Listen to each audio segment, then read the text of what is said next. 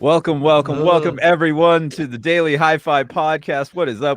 This is a special holiday edition, right? Right? It's a holiday, I believe. Special guest today, we've got Rock the Geek in the house. Of course, myself, Chana, and Joe are here. What is up, guys? And you know what? If you're a patron, you can actually just we put a link there. Just pop in, Rock the Geek. You're like, are you serious? Like, this is the show? You thought it was gonna be backstage and we're just hanging out? He thought this was the backstage. I was like literally before I hit the timer, the countdown, I'm like, no, you're gonna be in the show. And he's like, what?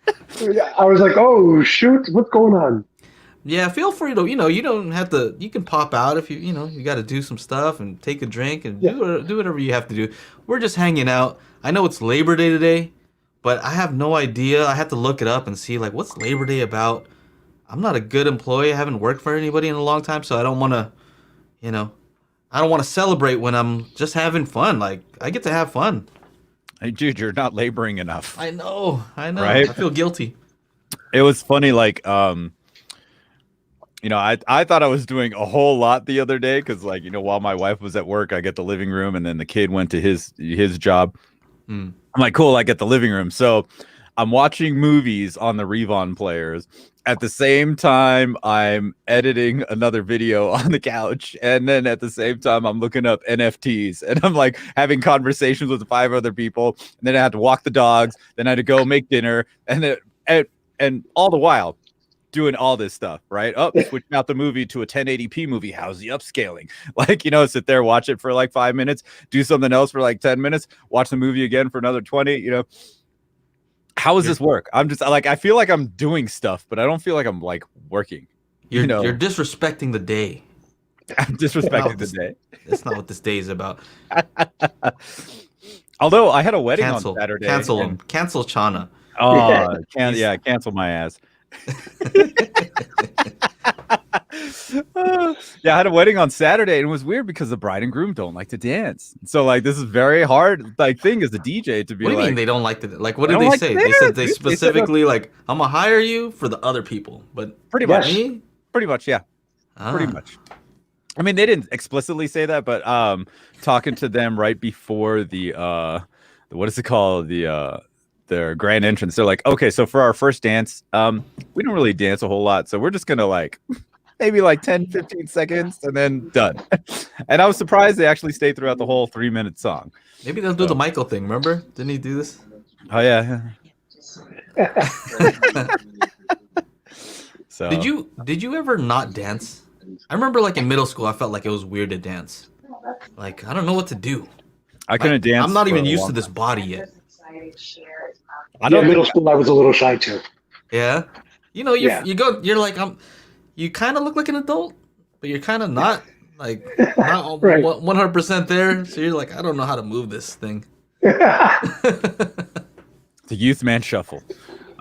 What's funny is like I literally didn't really dance until I went to my first rave, and I just fell in love with electronic music. And then from there, it was just like, oh, then I can dance to everything, hip hop and all I just needed was that like 4 on the floor like beat to realize, oh, okay, I just move like this. That's what you call it, huh? Yeah. What's that? That's all you needed. You said you went to a rave, and then what happened before? That's all I just needed. Just the music. Just the music is all you needed. Yeah, that was it. That was it. It was, and I didn't. And back then, in like '99, like this stuff wasn't popular, and you wouldn't hear it on the radio or anything like that, right? Like you had to go, and we went to these like. It was always a weird thing where like my stomach was in knots until we got there, because we'd have to go to this one place and pick up instructions to go to another place, and we'd have to buy stuff, bro. You got some bad stuff. And then we go, no, this is just to get to the address or wherever the party was at. Okay. This isn't even before any substances were touched. This is just getting like, we were in Southern California in like LA area, so we didn't know if the party was going to be downtown in like a warehouse. It could have been up in the forest, up the 5, or it could have been out in the desert off the 10 or 15. So it was just this weird thing. Like when we were leaving at like 8, 9, 10 p.m., we had no idea where we were going to end up in the next couple hours. So it's always like, just always weird. But yeah, it wasn't until then, like 99, when I started actually dancing, and I was like, what, 21 already. And that's also, and then I started DJing. Don't tell me you're one of those guys with the pacifier and the freaking I had the big vapor old rub. Jinkos and the vapor Oh, rub. Yeah, dude. No. Oh, yeah. Way back in the day. Yeah, that was it. God, I lo- Jinkos, Jesus, those big baggy pants. I like how Yeah. Tim Perry referred to himself. He at Tim Perry does not dance. Like At Tim Perry does not dance. Yes. It's referring to himself in the third person. I love that. Yeah, Yeah. man. Yeah, we're having a good time today. That's what we always do. I saw a comment already. Oh, somebody said, "Where's Youth Man? Where's Youth Man?" What's he doing? He's like touring like 14 theaters, 13 theaters. I think it was his birthday the other day too. I'm like, man, what are you doing? Yeah. He's out and about. He's out and about. He's is all up in some other people's houses, grabbing mix. some video, all up in the mix, you know? Home Raw theater diggity, tours. raw diggity, Michael. Oh, Yeah, man. he's having fun. I can try and take his place because I too, like you guys, I did the Circuit City and Best Buy Oh. circuit as well. So I was like, hey, I know Spiff and I know Circuit City and I know all that. Yeah. Well, you fit right in.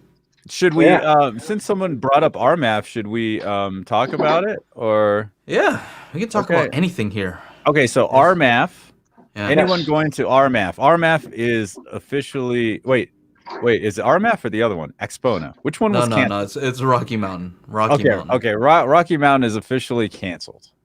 No more. I mean, canceled as in like the thing is not going to happen, and also they said that they're done. They're done. They're done. Out of the game. What is it? 17 years or something like that? Yeah, it's Something like you that. know, it's not a good thing. It's not a good No. thing. You don't really.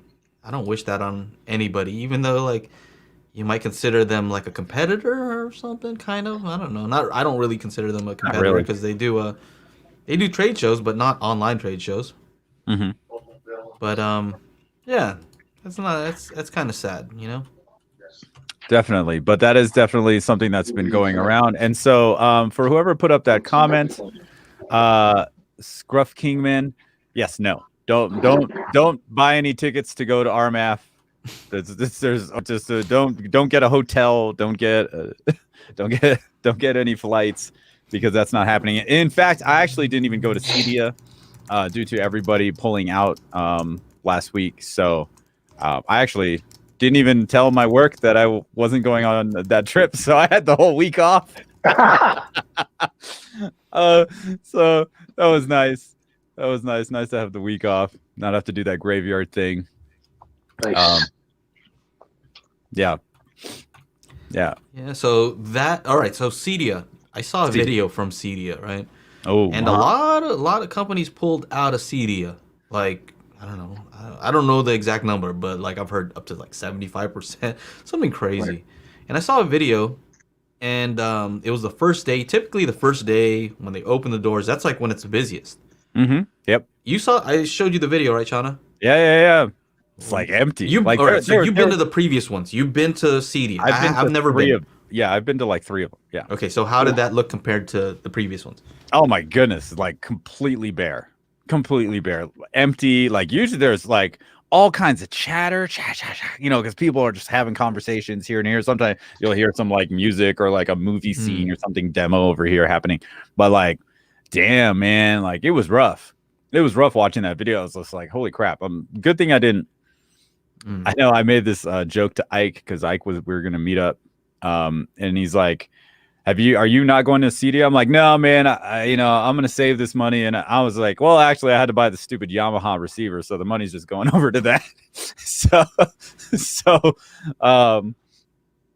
yeah, it's unfortunate, that all these companies pulled out. I understand why they did. And if they weren't there, then there's no reason for me to spend all that money to go and, fly to Indiana and all that kind of stuff. So it also worked out for me because the wedding I had on Saturday, I totally forgot that I was supposed to play guitar during their ceremony. So I got 3-4 days to practice. Otherwise, I would have gotten home Friday night and been like, oh, crap, I got to practice this guitar. Otherwise, this is going to sound like crap during the wedding.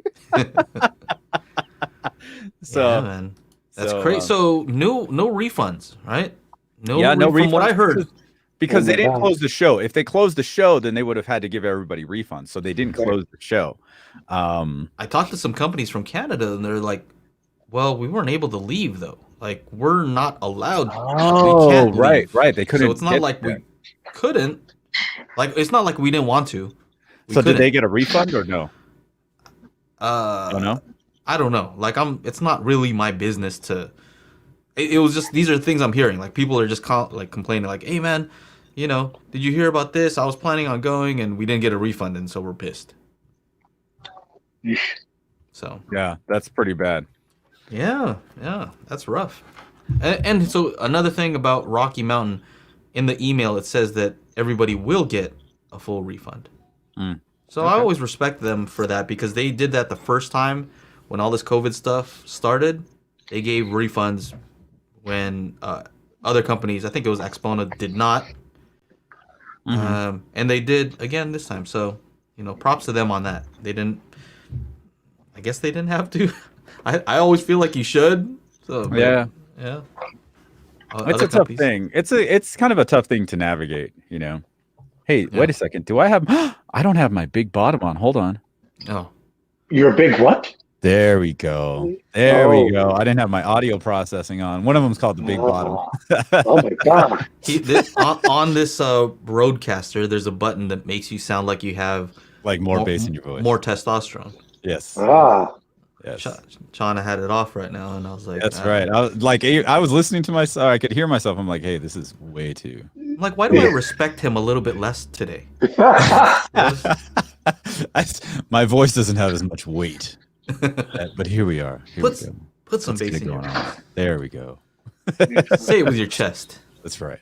I got a question here. Let's put this question up here from Brian R. Let's see. Techno Dad, 1 SVS SB3000. Ooh, that's a nice one. Or 2 Rel HT 1003s for my home theater. My room is 12 by 12. Not that big or much space available. That's a tough one. Actually, rock the geek. What do you say? What are you rocking? What am I rocking? Well, as you guys know, and for everyone in the group, they don't know, my house was recently gutted because there was a flood, and so there was mold and asbestos tile. So now that the walls are up, I am literally rocking a whole entire mono price setup and a Polk subwoofer. So everything I have is budget with an Onkyo TXNR 676. But the high-end audio, I actually haven't gotten a chance to get into it because my personal clients and customers and everything that I dealt with at Circuit City and Best Buy, they didn't have this Rel and high-end stuff. Now they do, but I was there 10, 15 years ago. So I would love to be able to see that. All right. So I would have to actually deflect this question back to you guys and say, what would you say? All right. What's up, Hassan? Hey, Hassan, how are you? You're on live with us. You know that, right? Hi. Yes, I'm aware of that. How are you? All right. Just wanted to make sure. That's our buddy from across the pond. He's still chilling. Always. Always. I've sat up a little bit more for you this time, Jana. I'm not completely laying down. He's always laying down in the after show. It's pretty hilarious. Yeah. He's across the pond, and it's really late at night for him. Yeah, right. He took him. Up and he's gone. Yeah. So SB3000 okay. Go ahead, Chana. I have no experience with Rel, so I cannot speak based on that. I have not had the SB3000 here, but I have heard it at your place. Okay. I've had the 2 HT 1003s here in this room. And this room is 12 by 14, I think. And those two actually rocked the room. I had one in the back of the room and one in the front where the TV is. And man, it was like too much.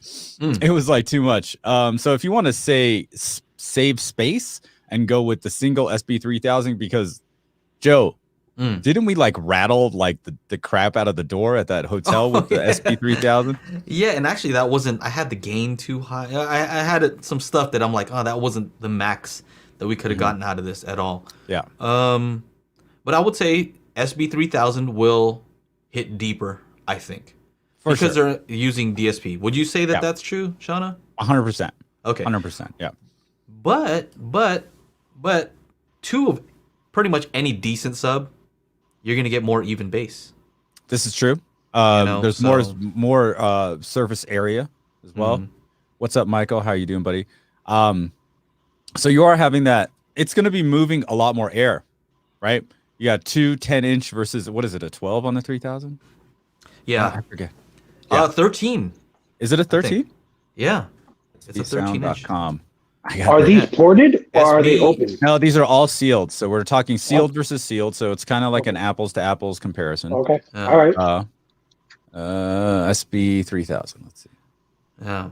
So here's the other thing: is what are you connecting it to? Because I always got the feeling that the rails could play deeper if you were to 13-inch, use room correction or something where you're using like a mini DSP to extend the bass. I think they focus mainly on like the 2-channel guys, and they have a smooth roll off. They don't use DSP, so there's no delay. And so, yeah, if money isn't concerned, he says KF92. That's what Snoots is saying. Yeah, I mean, man, how about the it's a PB or SB 1000 Pros? I think why he brought these two things up is because the rel is 500 each, and the SVS SB 3000 is $1,000. So for the same price, right, $1,000. So if $1,000 was your budget, would you go with one subwoofer that's a 13-inch with like 2,500 watts, or 2 10-inch that are 300 watts? Yeah. So I'd say different answer. Different answer is go with 2 of something, right? 2, if it's 2 SVS SB 1000 Pros, I think you're at $1,000 right there. Oh yeah, right. The sealed ones, right? DSP, yeah. The sealed ones. Or 2 of the Monolith THX 10s ported, bigger, but I've measured down to 16 hertz. 2 of those, $500 each. Yep. That would be my recommendation, I think, at that price. Oh, we got a super chat. Whoa. Travis Sylvania. Oh yeah. And we got Don in the house. What's up, guys? It's always a good day if Don's here. That's all I know. Double D. Double D. I appreciate Nice. Glad to have you, Don. Is there a specific piece of hi-fi that you keep buying more of? I'm addicted to buying CD/DACs, but speakers, I have zero interest in buying more. LOL. That makes sense. I mean, you can only have so many speakers and use them all, right? Like, how many can you use? I guess if you have a home theater setup, you can use a lot of speakers, but you can always use more content, right? Buying CD DACs? Is he saying CDs and DACs, or CDs space DACs? It could be like a one combo thing. It could be separately, things. So I don't know.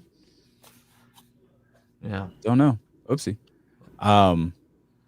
What are you addicted to buying, I guess? Cables? Yeah. Listen, I'm the wrong person to ask. What are you addicted to buying? Well, depends on the week. Depends on the week. Oh man. What? How about this? What would you be addicted to buying? Because it's kind of tough for us. Like, we're getting sent all kinds of stuff, so I don't have any need to buy anything. Like, I have more than enough stuff coming in. I'm like, I have to slow it down. Cambridge Audio sent me the CXN. It's their network streaming device thing, box. And that thing's actually pretty awesome. So I kind of like that. I'd like to check out their, and that was like a, I don't know, $1,000 unit. They have like a $2,000 or $3,000 one with big old screen and stuff. Like, anything cool and new that I don't have, I'll definitely like to check it out. Yeah. But as far as addicted to buying, oh man, I don't know. Yeah, I don't know. Nah, nothing for me really. I just buy only what I need. Like, if I don't have something, then I want that thing to complete it. But I don't want 2 or 3 of anything. I'd rather have the best. Like, if there's 3 of them, I'll say like, all right, which one's the best? All right, get rid of the other 2. So I have an issue with movies. You have? Oh yeah. He's got an addiction to movies. Yes. Yeah, I have it on the Kaleidoscape, and then I also buy the hard disk too. So it's I'm buying multiple versions. You're like quadruple dipping, dude. How many man. versions of the White Album do you have? You probably got it on vinyl, CD, tape, ADAT, DAT.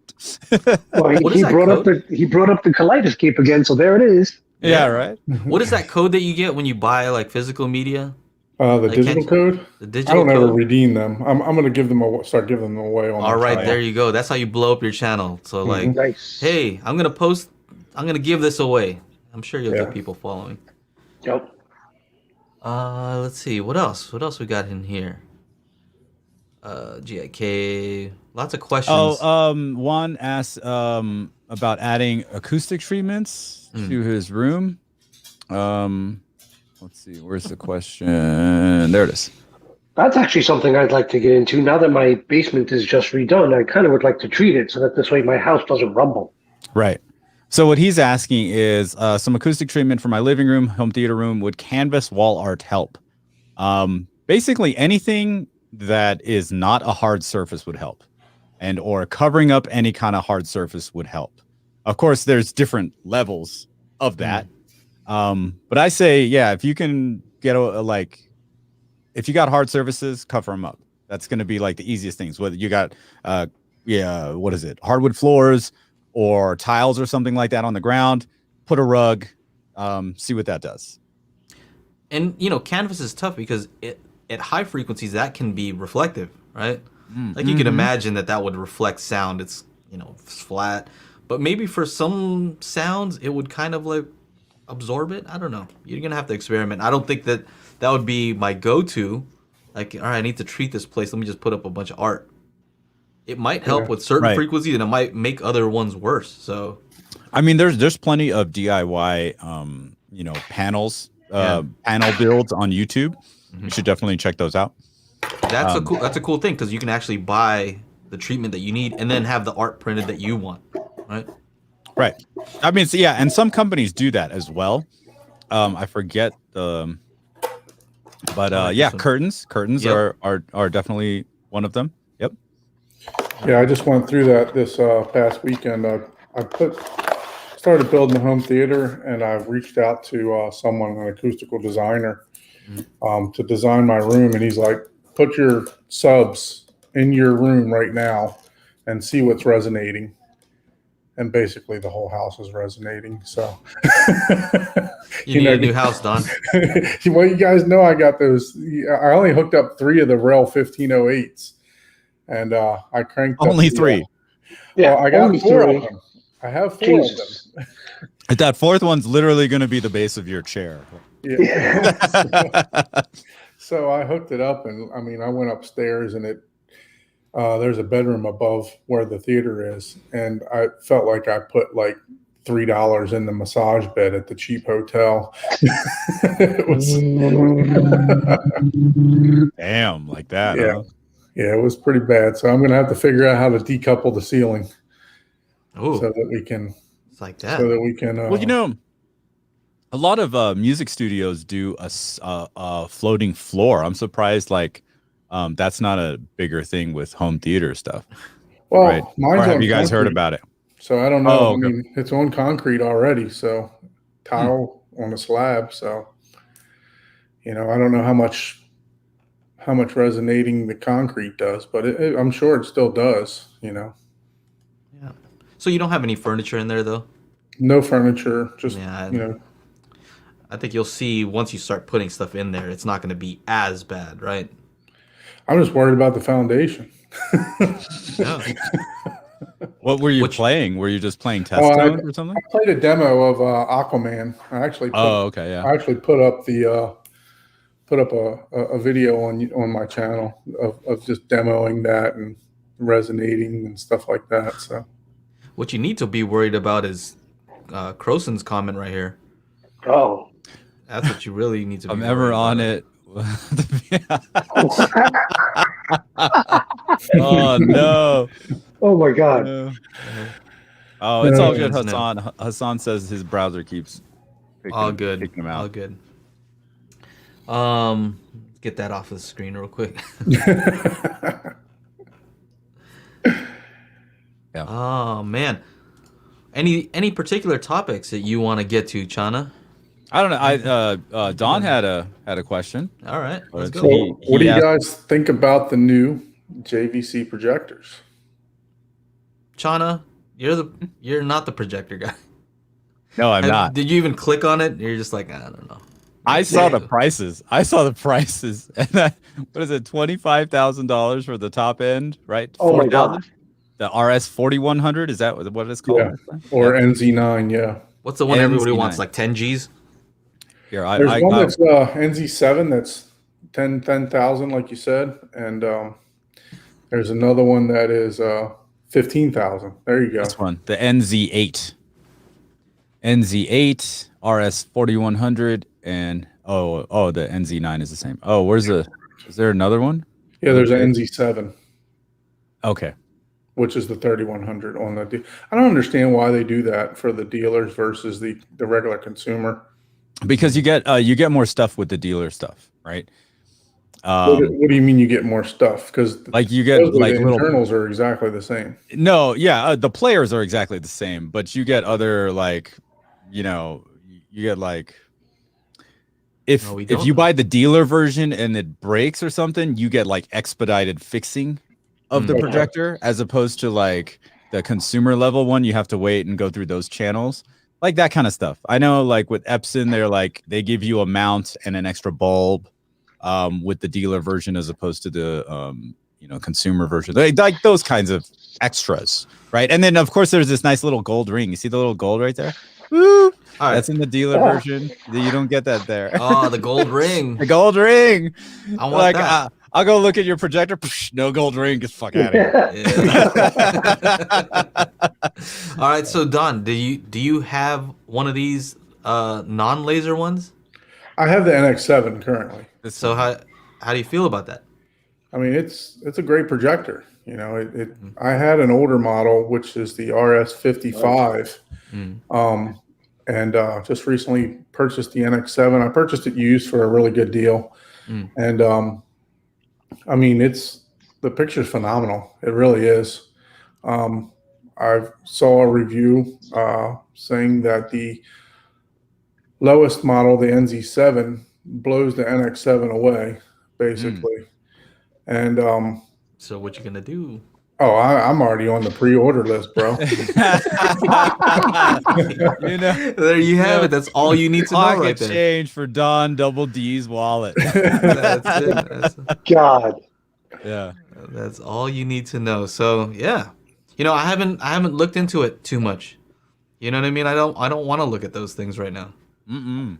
I'm Hey, happy with actually, my- but you actually have the space, because these things are fucking huge. You have the space now, Joe. Like your garage is now I have like these things are monstrous, right? Yeah, got and the the budget next one man, have is them starting at send 10 you Gs, right? The budget one is starting at 10 Gs. Yeah. Man, Yeah, I but need you got the hookups. Have them send you one. well, we'll see. We'll see. That'll be a good day if that ever happens. Yeah. But yeah, Don ain't playing. That's right. So these are the brand new ones. They're all laser, right? They all have HDMI 2.1 for 4K 120 hertz capability. So if you want to game on that, with one of the new consoles, apparently you can. I mean, that hasn't been tested. My question would be like, how's the input lag? Are you playing something that is like a competitive game, online multiplayer? Like, how much lag are you going to have? Or if it's just for like some really pretty looking game that's like an open adventure kind of game, like that might be cool. Yeah, from what I understand, it's the lowest lag on any projector out right now. Okay. Wow. Oh, What else good. do you get? So low lag. What else? What other advantages? Of course, laser. The laser lasts is longer. what 20,000 hour laser. Better contrast, more lumens. So you're looking at 2,200 lumens to start, I believe, on the lowest model, 2,500 on the next, and then we're looking at $3,000 on the Big Daddy, which I don't think that's in my budget. But Now, how about the black levels? That's what everybody's always getting these for, right? Right. Yes. Amazing black levels. So they still have the DLA chip, the Right. DLIA chips in them. So Mhm. so it should be good. You know, that's what I'm worried about too, is the So- black levels on them. You know what? I have a question. Let's just talk about it from a consumer point of view, because for one of the aforementioned companies, I was an installer. But when I was an installer, a lot of customers was asked me which one of these would work best in daylight when they wanted to watch with the windows open and bright room. But Don's mentioning the higher lumens, so I would imagine that would be it. Correct. Yeah, the lumens are a lot higher. You know, you have to look at your ambient light, obviously. Right. You know, Of course. there's a good thing on the projector central, I guess, or the where you can measure your foot lamberts if you plug in your lumens and you know your throw distance and stuff, and it gives you a good idea of what the foot lamberts are going to be. And there's a good, better, best situation. Tells you, you know, what the ambient light if it would work good in an ambient light situation or low light versus high ambient light. So that's a great resource to look at. I know Kanga had a question that popped up there. Yeah. He said The lasers are supposed to run. I've watched. I'm no expert on this, but I've watched probably 30 videos on these projectors, and I'm just repeating a bunch of stuff that I've heard and from the actual sales rep from JVC himself. And basically, he said that the laser runs a lot quieter and a lot cooler. Now, how is this different from their? Remember we saw a laser one at CES? Yeah, that was like the baby one. That was like the baby one, because remember $3,000 one. you remember what happened, right? Like they went from the other one to the laser one. We're like, yeah. So another interesting part is all these new 3 laser ones. All models are the 8K E shift. Okay. Correct. So Joe, when we saw that, we went from the 8K E shift to like their 4K bare bones smallest. And it was laser. a lamp based one, right? They went from lamp to laser. Yeah, lamp to a laser, but they went from the 4K, the 8K E shift to the 4K. But do you remember what actually the that's actually was? that's actually a faux K. Okay, but do you remember what like was extremely noticeable? Oh my god, I was so disappointed. What do you remember seeing? It was just like a softer image all the way around. For me, it wasn't the soft. I remember the colors just like, yeah, colors did get a little like less vibrant. Yeah, something happened there. I'm reading this here. It says this is HDR10 plus content. Really? Correct. Yes, has HDR10 now. Dolby Vision is very strict on their. Are there any? There are no Dolby Vision projectors. Period. Right now. Yeah, I didn't think so. So I mean, that's an interesting thing. HDR10 plus support on these new projectors.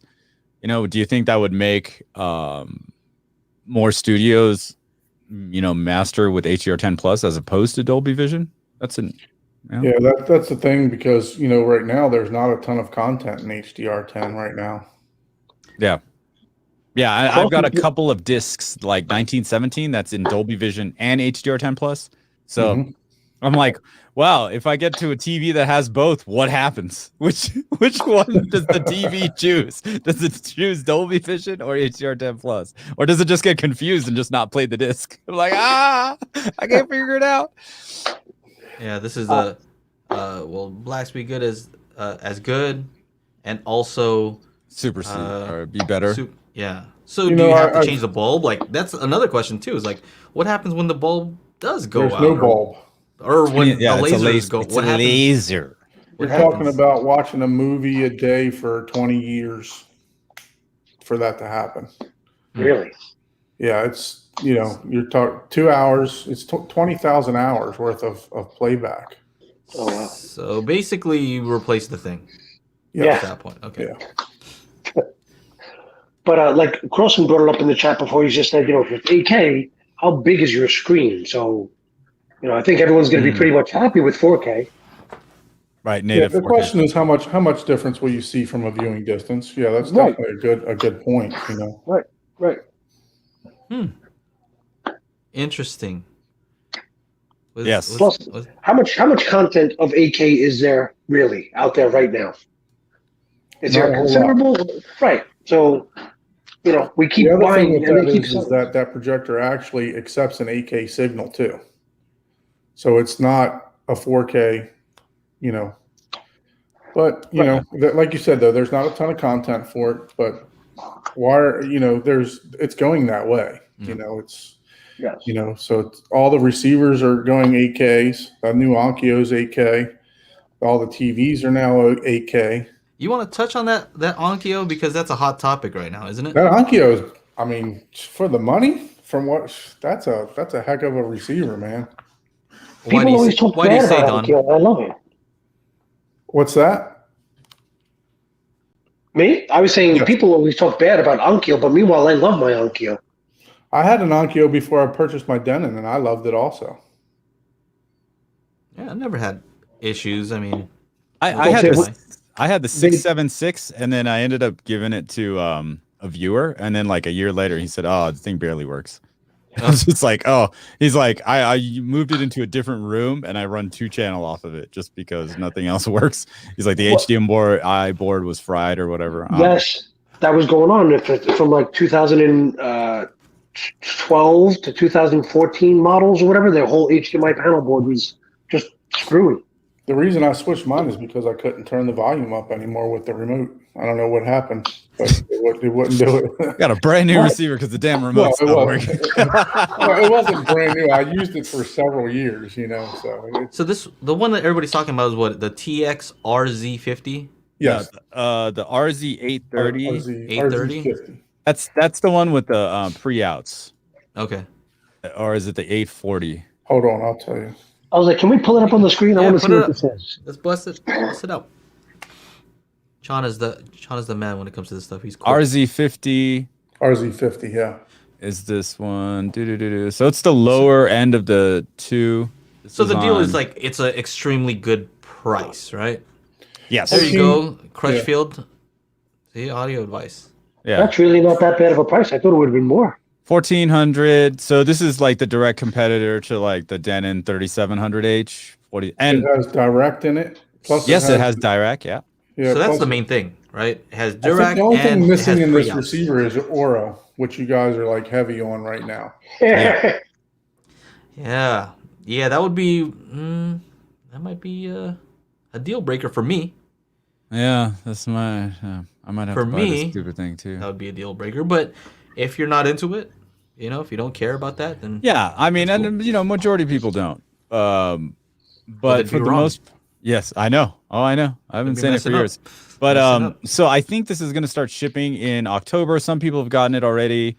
But yeah, this is like, and then the worst part is the Denon prices shot up. If you guys haven't noticed. So the 3700H went from $12.99 to $14.99. The 4700H went from $15.99 to $19.99, and the 6700H went from $2,500 to $3,000. So prices are going up across the board. So this coming in at $1,400. Yeah, it's a very. Do you think they could add Oro to something like this? Because it was an upgrade option before on the Denon previously. Like you'd pay and then it would just appear. I think if they had enough requests demand for it, they may be able to, throw in new firmware or something like that. The whole channel sucking on Oro 3D nips. Just to see what it tastes like. Yeah. Is Dirac room correction as buggy as some people say? That's for Joe, because I actually don't have. From what I understand, it works really well on this. There's nothing buggy about my experience except for the mini DSP DDRC88A. Sometimes it'd have like an issue where you'd have to restart it. Mm-hmm. But I don't think that was a Dirac thing. I think it was more of a mini DSP thing. Okay. So no issues as far as Dirac in my experience. No. Gotcha. Well, I'm still waiting. My audio control is back ordered, so I'm still waiting. To me, Dirac and Oro are like up there. They're neck and neck as far as like how well they improve the sound, in my opinion. Oh, hey. Yeah. The There pro he is is. I here. actually made it. Ton, Yeah. what's up? I'm good, Joe. How about you, Chana? I'm doing well, man. What's going on, Ton? I'm good. Yourself? It's been a long day, but it was a weekend, so I can't complain. It was Yeah, a long well- weekend, apparently. Oh. How's everyone else doing? We're Good. just hanging out, man, having fun. What are we talking about? We're talking about this new Onkyo, Yeah. $13.99. Is that the one with the Dirac on it Yeah. now? Yep. I'll bring it up Yeah. on screen again here. From our good friends at Audio Advice, aka not Crutchfield. Yeah. Like, Aaron will be proud. Not Aaron will be Crutchfield. proud. Yeah, I used to know not you, Onkyo Crutchfield. receiver, from my parents back when I was in college, so don't know anything about Onkyo, its product line in terms of its current day. Okay. Man. Yeah. Yeah, I think Oro is all they need, and that would be the complete. It would be complete. Correct. It even Yeah, I has think so. IMAX enhanced in it, which is Yep. very surprising. Mm-hmm. Yeah, that's new as well for this year. IMAX enhanced, and they always do the THX certification as well on these. So yeah. Look, we got even if Dirac. these guys did that thing that Marantz and Denon used to do, like pay $200 extra for Oro. Like you don't have to have it. You know Right. what I mean? Would you think pay it does- 200? I would pay the 200 for it. I think it processes 11 channels also. Yes, I think so. Yeah, 9. Yeah. Let's see. Yeah, because it has pre-outs here. Zoom in, you bloody. Part of my Stupid thing. ignorance, but something I've always kind of had like stick in the back of my head with like IMAX Enhanced. My understanding of that format standard is that the speaker's supposed to play full range. So does that affect any like calibration system that already exists in the device? I'm not an expert on that. I have tried it out, and I did notice that there was more bass coming from everywhere. But I think that they do abide by some of the stuff that you have, or they might have their own settings where it says like, "Don't run my speakers full range because you're gonna blow them up." I think that there's an option for that. Am I right? Have you messed around with that? I've not messed around with it yet, but my Lindorf is supposed to have it an update with it, so I'll be playing around with it once I get so- everything hooked up. According to Phil Jones, it's pretty much like what Tom was saying. It takes your existing setup and tries to mimic what they have in IMAX Theater, which is 2 big full range speakers and then the center channel. So it tries to mimic that. Yeah, Takes you. Well, how does it do it? I don't know. You got I some don't little know. prime elevation speakers up there trying to pump out 20 hertz. You're gonna have an issue, you know. Yeah, definitely. I think it's one of those things where, like, it's probably just not as noticeable, you know, because obviously, IMAX Enhance is going to do something, and it's going to, you know, send its signal, and then your AVR is going to be like, okay, well, let's not put this low end information into those high channels. let's just not do that, you know. So I'll have to talk to Phil a little bit more to figure out. Do you have any of those movies? Because I got like a couple.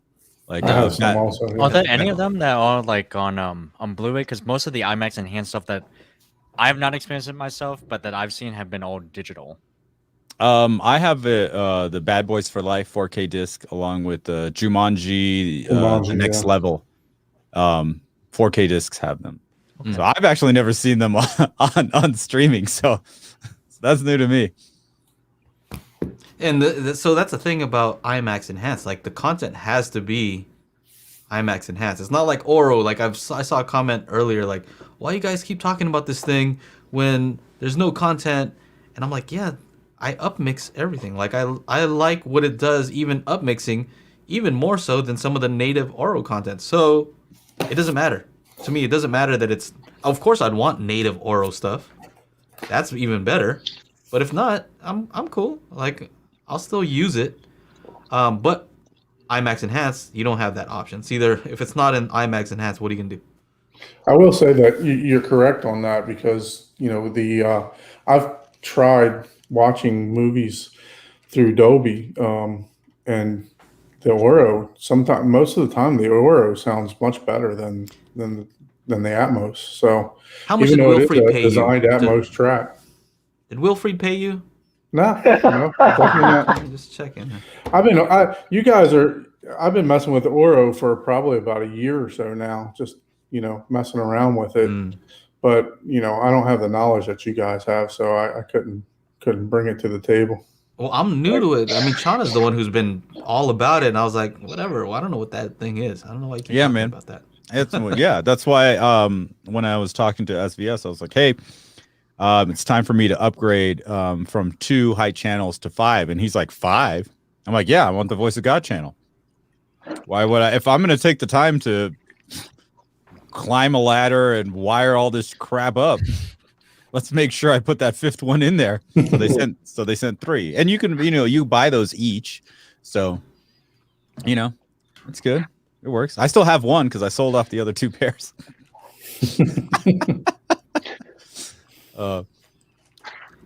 I'm thinking of doing the center height. Like getting something that can handle a center height. Just go all out. Center height, dude. That'd be cool. I know the Denon 6700 can do that. So, so you might have to upgrade, Joe. Your 4700 or the 4700 won't do it.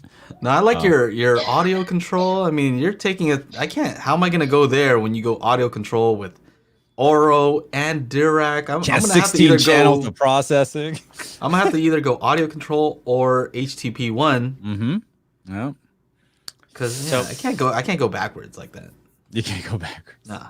You can't go down. You can get the new JBL that everybody's getting. Is that it?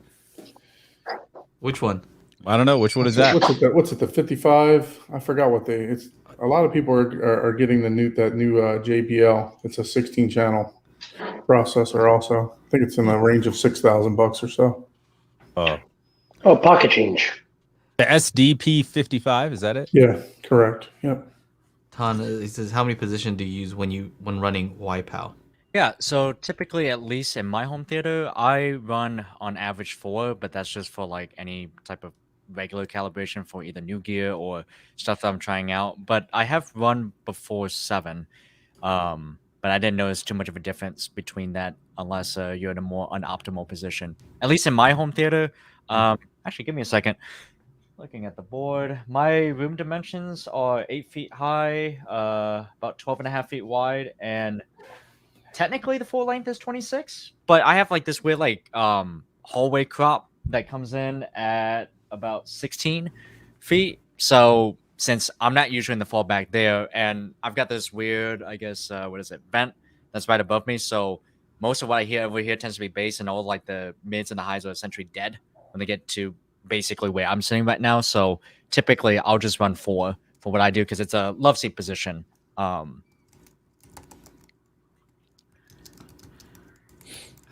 love seat position.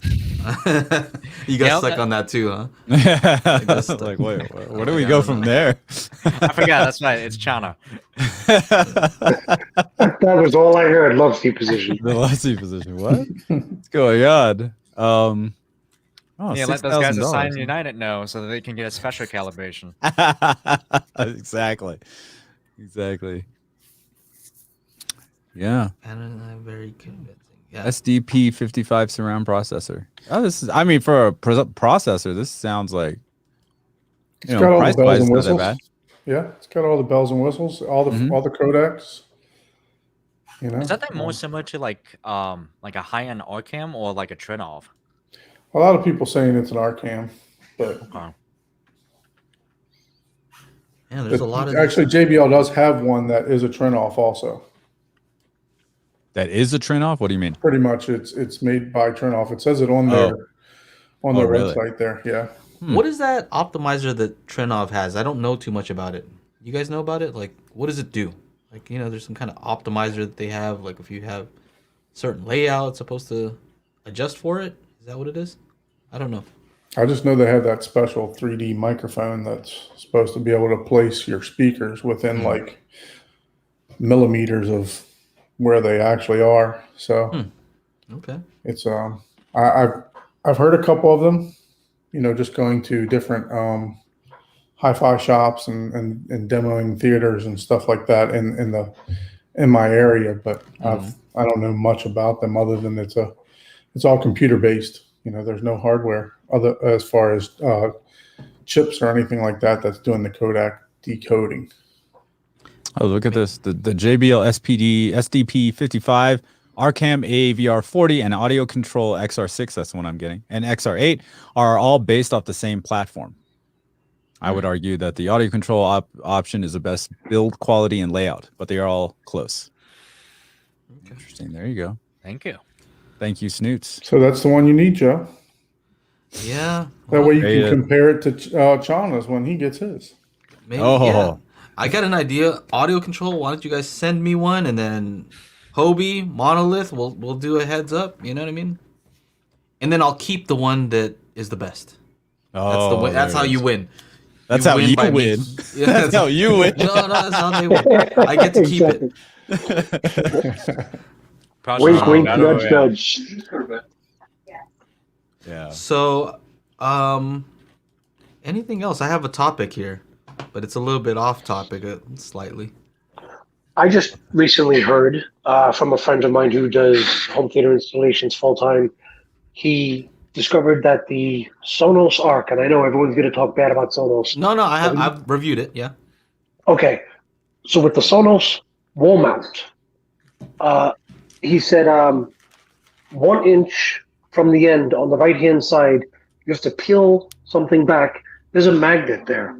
When you take that magnet out, or the magnet itself, when it's on, and the Sonos Arc or whatever it is up against it, it actually decreases the bass. So he discovered, he peeled it out, took the magnet out, put it back up, and all of a sudden his speaker was booming. And I go, how did you know how to discover this? I don't know how he figured it out, but their mount has a magnet in there and disables the bass when it's up against the wall. That's weird. That's crazy. Yes. Yeah, I've reviewed it. I don't have anything bad to say about it. It's like it's probably the best sound bar that I've reviewed. Yes. So right. I like Sonos, but some people don't. It's not going to compete with a real system. Right. But it's a good sound bar. I mean. Yes. I have personally installed the Arc. I've installed through a friend the Arc, the Sonos sub, and 2-play ones, and they loved it. Yeah. Their subs are a little bit, there's not enough adjustment for me on those subs. Right. They're just like too crazy. They're just like, that impress like a normal person. But I'm like, man, I need to turn this down. It's just either like super high and then like there's not enough steps of adjustment. Right.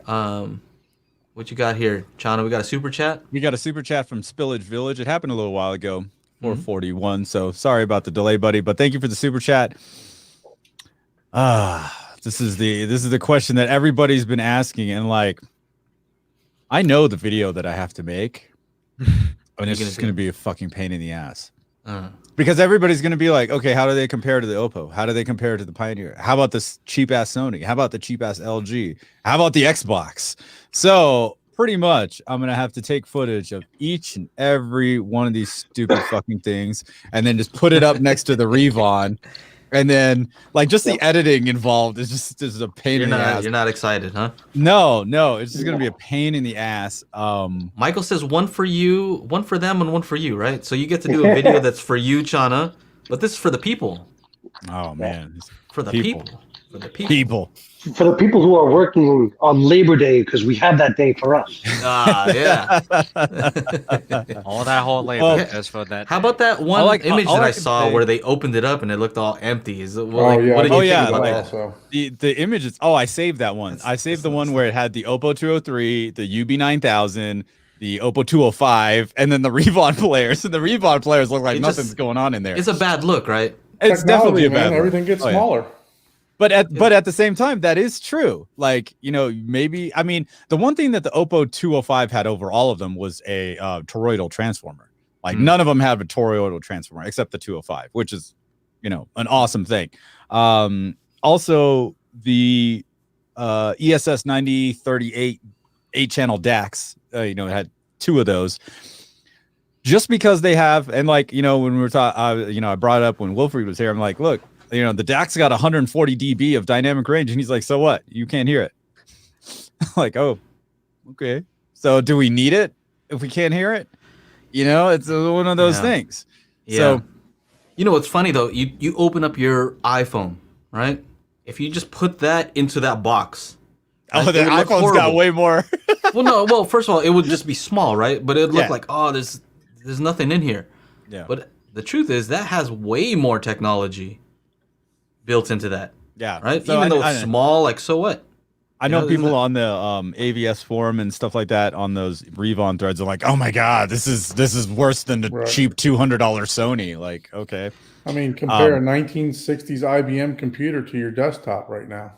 Should they have just made it small then? Like, would people have been happy if you just would have like made It was just real a smaller, tiny, like no it didn't space? have to be like 17 inches across. Is that? Yeah, Just buy like those I high hope you had- touches and stick do it you in have a that box. picture? They probably didn't want to make two different,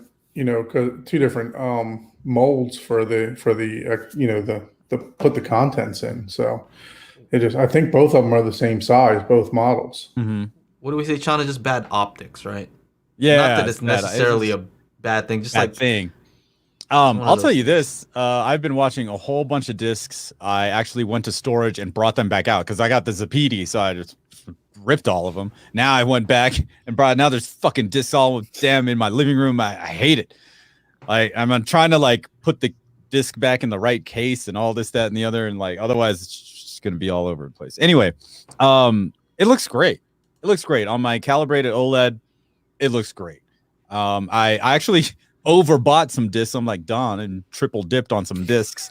So I have the Jumanji, the first one, the Welcome to the Jungle, in both the Oppo and the Revon, and the Revon sitting on top of the Oppo, and I connected them both to the TV and just went back and forth changing the input.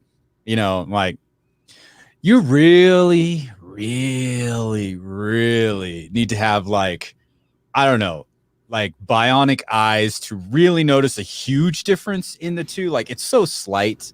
Like the average person is not gonna, they're gonna be like, oh, my Xbox looks better than this. Yeah. But marketing specs, Chana. We have to have something that Maybe- stands on the stand, the display stand.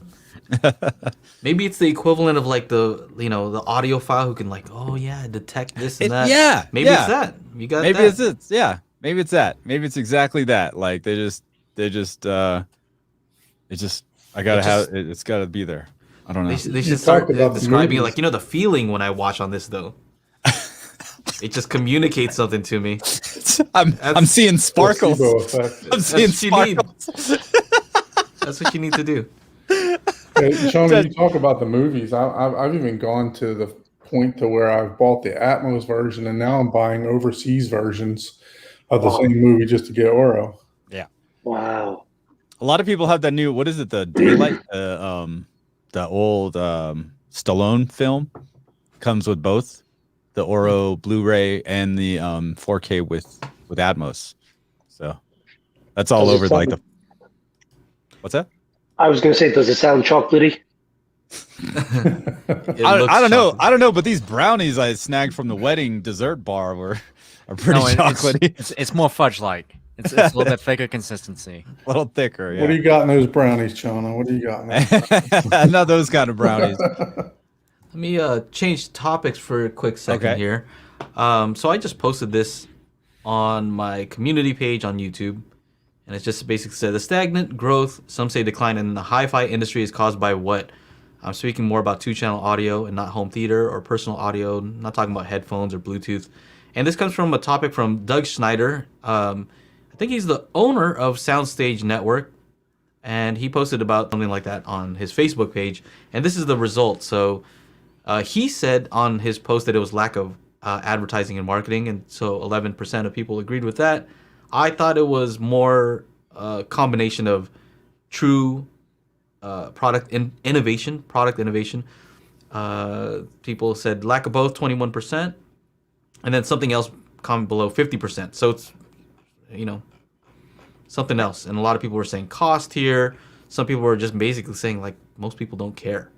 Yeah. I was gonna say I think it's a lack of awareness, but it's not a lack of awareness of like audio quality. It's just that when we talk about the audio experience, maybe stereo, which to be honest, I don't know any of my friends who really talk about stereo. When they talk about good sound, they just mean something sounding good. So if it's like a single speaker or a multiple array of like Bluetooth speakers working comparison, it's about that audio experience. It's about that sense of emotion. So to me, it's almost more like a lack of awareness, but more from like a messaging direction. Those of us who are into the hobby like to be a little bit more specific because, not to dwell on an old topic, specs matter in the sense of being able to talk objectively. But in terms of what people experience, it's a very subjective type of like feeling, well, or type of reality.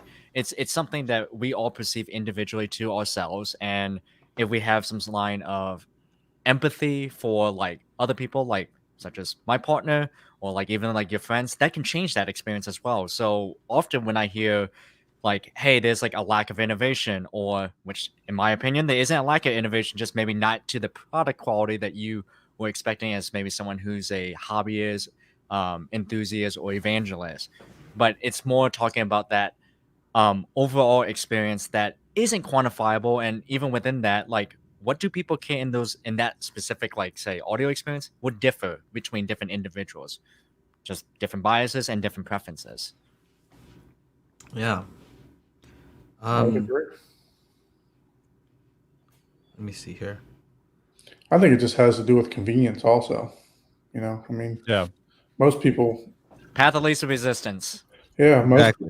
most people watch I would say a lot of people watch their YouTube videos on their phone or a tablet. I'm not popping up the YouTube app on my TV and then running it through my AVR just to get the best sound out of it, So I want to see myself on that Lumagen coming out of the JVC. By the The time it gets in laser- Don's laser eyes, it looks projector. better than my original content. Chana's got the nicely blurred camera over there. I'm gonna have to send him some still shots once I get the laser projector of himself. Oh man. By the time it goes through his Lumagen, everything in the background is like clear. Is that right? Yeah, everything's in Crazy. focus.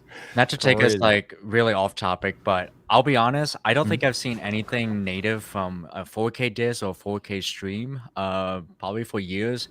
And this is a topic I would recommend we save for another time, also because I could definitely use more time to present. But is anyone here aware of a open source software, though there is a physical product called MadVR? Yeah, I heard about that. So MadVR is how do you say, like kind of like a video enhancement overlay. As someone who does a lot of gaming, I think that's how I've introduced myself before. I also, as part of my job, have a PC that's capable of high-end rendering.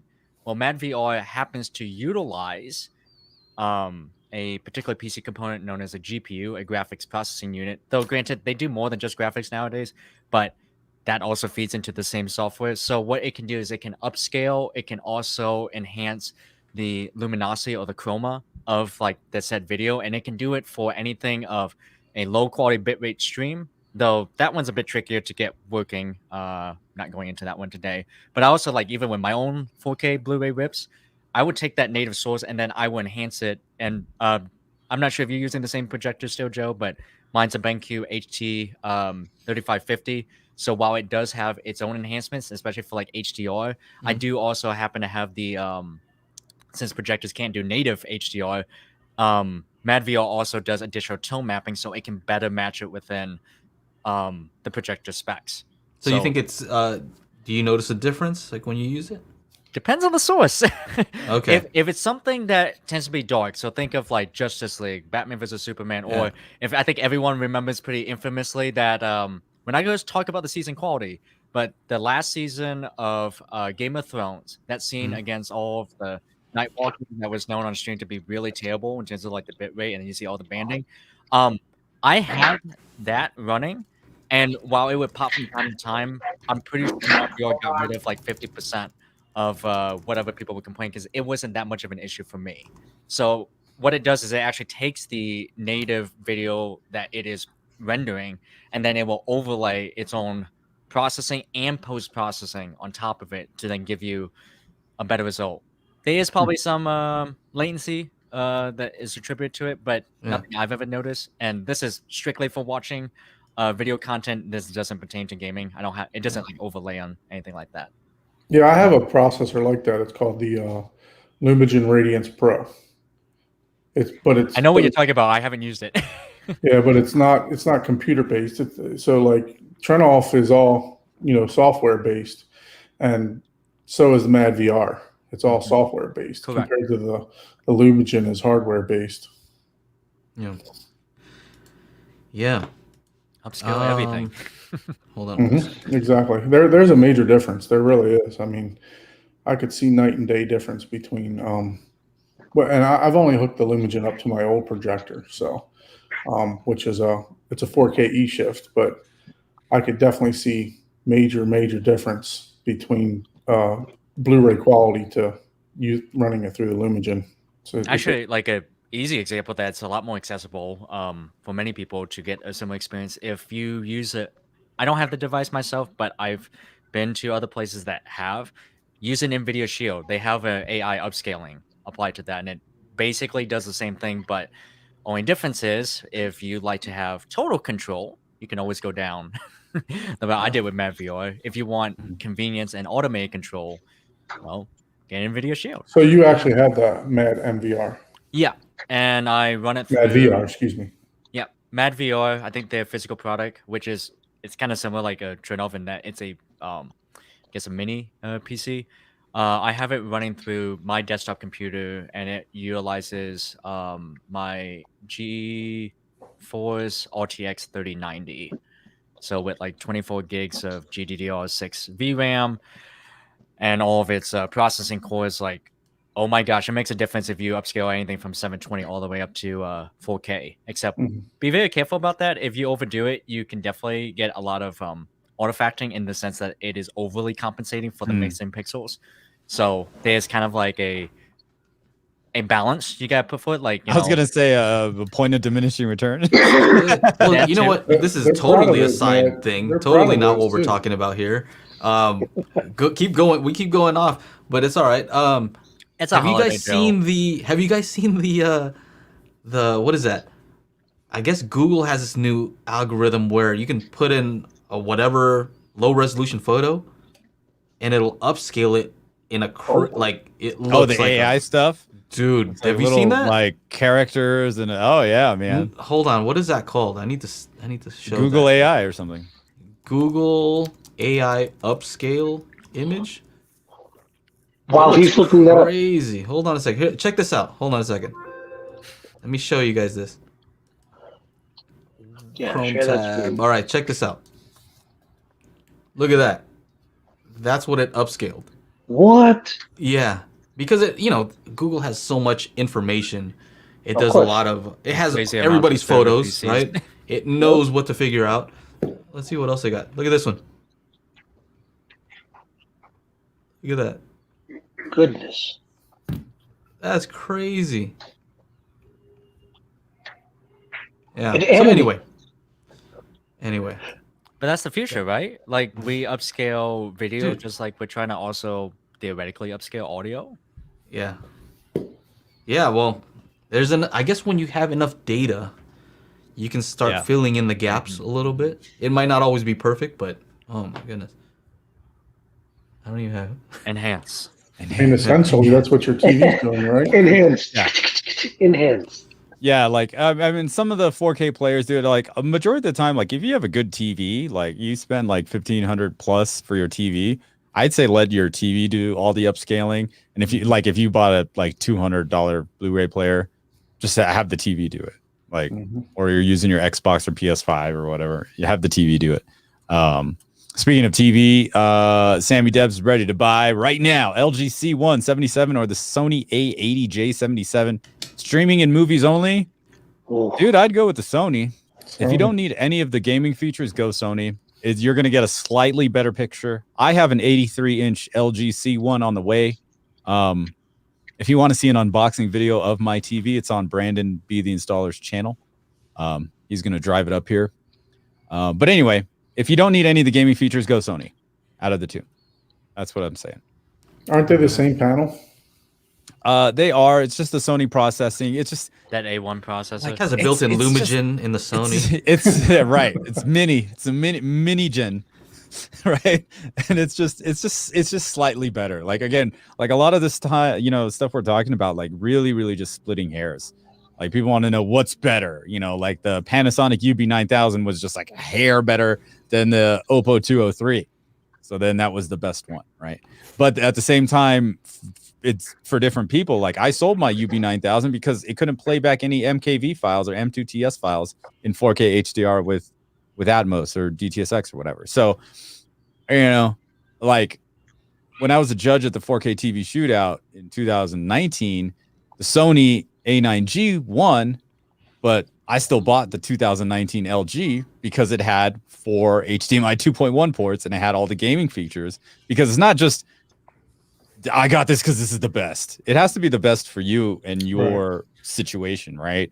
I'm probably never going to get an LED TV for the living room because sometimes if I'm sitting at the dining table, I'm looking probably about like 100 degrees, like angle. So like it's really off, right? And then if you're on the other side, on the like far end of the like long couch, you're seeing the TV at another really messed up angle. So like, well, I remember having some 65-inch TV, which I don't like when companies send me 65s because then I have to only put it in the bedroom or the living room. And like my wife was like, why does the color look all messed up when we're here at the dining table? I'm like, because I'm like, well, you're used to watching a $4,000 TV. This is a $1,000 TV, and there's a difference. And she's like, oh, okay, yeah, this sucks. She's like, can you switch it? I'm like, I got to make this video, so it's gonna take me a couple of weeks. And she's like, you know, and that's just the thing. Like, I wouldn't get an LED because I need those viewing angles, right?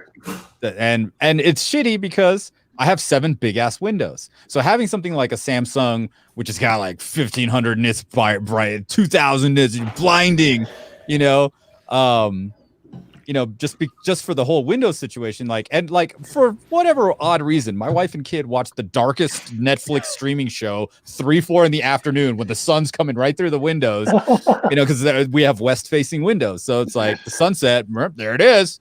And they're like, can we get this any brighter? And so like, you know, I got to go to Vivid and then, you know, pump up everything, bring down the contrast, you know, it's a pain. But again, it's based on like what's good for you. So for me, it was like, okay, do I want to have the color shift when I'm sitting at different parts of the living room, or do I have to switch to Vivid if they're watching dark shows in the afternoon? It's one of those that's really the trade-off.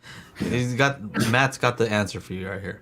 Sorry, dude. No mount is available for my TV due to the fact that it's sitting in front of a big fucking window. So there's no way to mount it. It's gotta stay there. And it's also why I got the 83-inch LG, because the pedestal stand looks way better than the 2 little scrawny feet of the Sony 83-inch OLEDs. Well, so just try some twigs. 3M. Try some 3M tape. Some 3M. On the window, what is it? and just see what happens. Blue tack. Some blue tack. Fingers crossed, and let's see what happens, right? You can get yourself a nice Lutron shade that'll work with that. Oh, That's what I was thinking. It's yeah, like all the windows are covered. All the windows are covered. Or you can just ceiling mount it. Like, why not? Ceiling mount it. Yeah, from the top down. Yeah, why not? Because the right side of the ceiling is 8 feet high, the left side is 16 feet high. So it's a big old. So I'm not doing it. I don't want to do that shit. Somebody can come and do that shit for me. Well, I'm not doing it. If you fly me from New York to you, I can do it because I've done that before. Oh man, there it is. Yeah. All right. Crap. So you got BB Installer coming to you, man. He could do it. Yeah, he probably could. He probably could. So I have an announcement later on, right? Later Shauna on. knows. All good news. All good news. And it all is related to the stuff that we were talking about earlier about the shows and all that. As you know, I do the HiFi Summit. We have one coming up in October. So I'll get to that. But after this, I want to kind of show this because I did. Let's see here. Share screen. This is continuing on what I was talking about earlier. So this is what Doug Schneider was saying on his Facebook. Okay. So in summary, I don't know if you want to read this, but What do you want me to I can read it? Go ahead, you read it. That's why I get paid the big bucks. There's been plenty of talk about how companies can expose HiFi as well as their individual products more to the masses. Well, the answer is literally in front of everyone. Online media. After all, billions worldwide are there every day. And if you're reading this, you are too. Everyone is. even my mother, who occasionally comments on my posts. We're talking social media platforms, YouTube, websites, etc., for content, videos, photos, stories. But what it doesn't mean is posting any old crap online. Instead, well-produced content that'll grab attention. Even when hi-fi shows come back, and they will, the online world will still rule. Ooh. Interesting stuff, right? Mm-hmm. Interesting stuff. He always so if you're not following him on, I don't know if he accepts everybody, but like I would recommend that you follow him on Facebook because he always posts these like interesting questions that are thought provoking. Sometimes gets people to like argue on there. So interesting stuff. He's doing a great job. Yeah. What do you guys think about that? Is that the answer? Because I think what he's basically saying is like a lot of these companies, they don't even know how to take good photos. Like hi-fi, high-end companies, like they don't even have good photos. Like something as basic as that. It's like, what are you guys doing? Like, not even talking about videos. Yeah. We're not even talking about posting them on social media. They don't even have the photos. Mm-hmm. They haven't taken the time to do that. I don't know. I have a feeling about this hi-fi stuff that it's not looking good, to be honest. I like hi-fi in the sense that like, I think it's interesting, but I don't see a big future in it. What do you guys think? I don't see it. I see a future in home theater, because I think that's something that you can't really easily replace. Right. I can comment from my own experience on how I got into this hobby without making a long story too long and try to make it short. I didn't actually come into. I mean, I don't really consider myself as someone who is necessarily an audiophile or into hi-fi, though that's really odd based off of like my interests and I think my presence even on this show. So thank you again. But I actually got into this because I was a virtual reality researcher back in my university years, and what got me into this was it used to be in order to get a sort of immersed situation, and in some ways that's still more preferable. We would have like these headsets or even like high quality headphones that we would use with the virtual reality headplate. But then I saw a demo. It was posted on YouTube. So funny enough to like Doug's post, it's like the online world, right? Yeah. And what they did is they built an experience, a virtual reality experience, but instead of using headphones, and because of how bulky, these things already are, especially with like the early headsets, what they did is they had an array of I think 6 identical active speakers, and they set that in an array setting so that if you were in there, the software would track your position in the environment like via your head, and then the sound would output, since all the speakers were identical, the sounds of where it was coming in the environment. And the nice thing is that for the users, the only thing that they had to perceive into this virtual world was the headset. But the head was all light, so it felt a lot more ergonomic. It felt comfortable. They felt more immersed. And then I was like, oh, speakers. I would never guess that because, I think of big giant speakers as something that my parents did. And then lo and behold, I started off with a stereo system, originally just 2.0 with the original Andrew Jones BS22s. I don't even remember. There wasn't a lot of videos back in the days, even on YouTube, that I saw of like what to get into hi-fi. But I wanted like a quality sound experience. But what speakers are afforded. That's how I got my journey. And then since then, it went from 2.0 to 2.1, then 4.1. Then I eventually completed it and got to my 5.1 situation before the past couple of years in this almost decade-long journey of now having officially a 5.2.2, about to be 0.4 home theater setup. So still not really hi-fi, still more in the home theater experience. But because there's so much content that's talking about like hi-fi, granted, most of the people that I originally came across, even on the forums, are of a demographic that is older than mine. Not much older, but still older.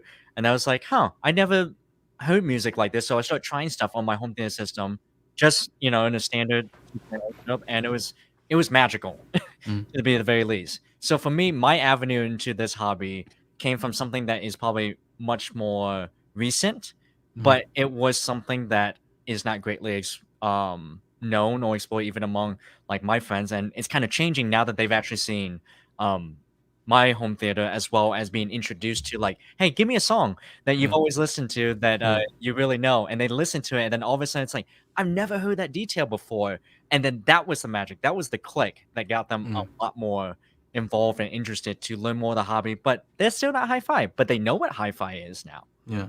So that's interesting though, because you came from VR, right? So I would even argue, like, we're talking about projectors and huge screens, and I have one of those like Oculus, whatever, Quest 2 or what. Quest and 2, yeah, baby. it actually is more immersive, I would say, than even my projector screen. Yeah, it's even more immersive, but it's not a shared experience, right? Like, I don't think it would be fun to have myself and my wife and my kids all wearing these things. It just, it's kind of, that's what it'd look like. We're getting to that all the time. It's the shared experience that I think is interesting, that we can all watch this movie, and same thing with speakers. Like, you know, a binaural recording might even be more immersive than aural, right? But all of us are going to wear headphones. We're not going to, you know. John. So, I guess back to this real quick, is he's saying that these companies need better advertising and marketing. And I agree with that. I agree they need to advertise and market better, but I also think that there's no innovation. You know, when I look at hi-fi stuff, like, what innovation? Like, a TV from the 70s is gonna be way different than the TVs that we have nowadays and the technology we have now. Oh, for sure, yeah. Okay, now take the speaker from the 70s, and yeah, we have better speakers now, but they still look the same, right? For the most part. Outsider perspective, some people are still using, tube amps, like old school technology. You know, a lot of these audiophiles are not for DSP. They don't like active speakers. They don't like room correction. They don't like home theater. Like, more than 2 channels is a no-no for them. You know, including video is even, like, that's a distraction. You know, I just need only music, just music. Yeah. Like, don't add anything. Like, how good can we make that? And so, to me, I think they're stuck. Like, how far can you go with that if you're gonna ignore the people who think that the other experience is a more immersive experience, right? Like, if I would listen to music and then there's one with a music video included, it's kind of more entertaining. You know, now if I could have the music video and high quality audio, I'd go for that too. It's just more, right? And I guess what I'm trying to say here is there's a lack of innovation, and so companies can't market, because how are you going to market a speaker that's kind of pretty much the same as last year's?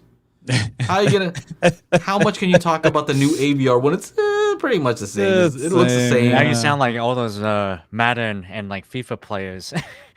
Yeah, like, you know what I'm saying though, right? Like, there has to be innovation, and so that's easy to market. It's easy to market when you have something brand new. You know, like even today, what have we been talking about? The advancement in projector. Yeah, and I think they've come a long way, right? Projectors. TVs, we're talking about AI upscaling. Like, this is all amazing stuff. What can you say about speakers? And amplifiers. That, like, what's the craziest advancement that you've seen recently? Recently, that I can finally fucking afford it.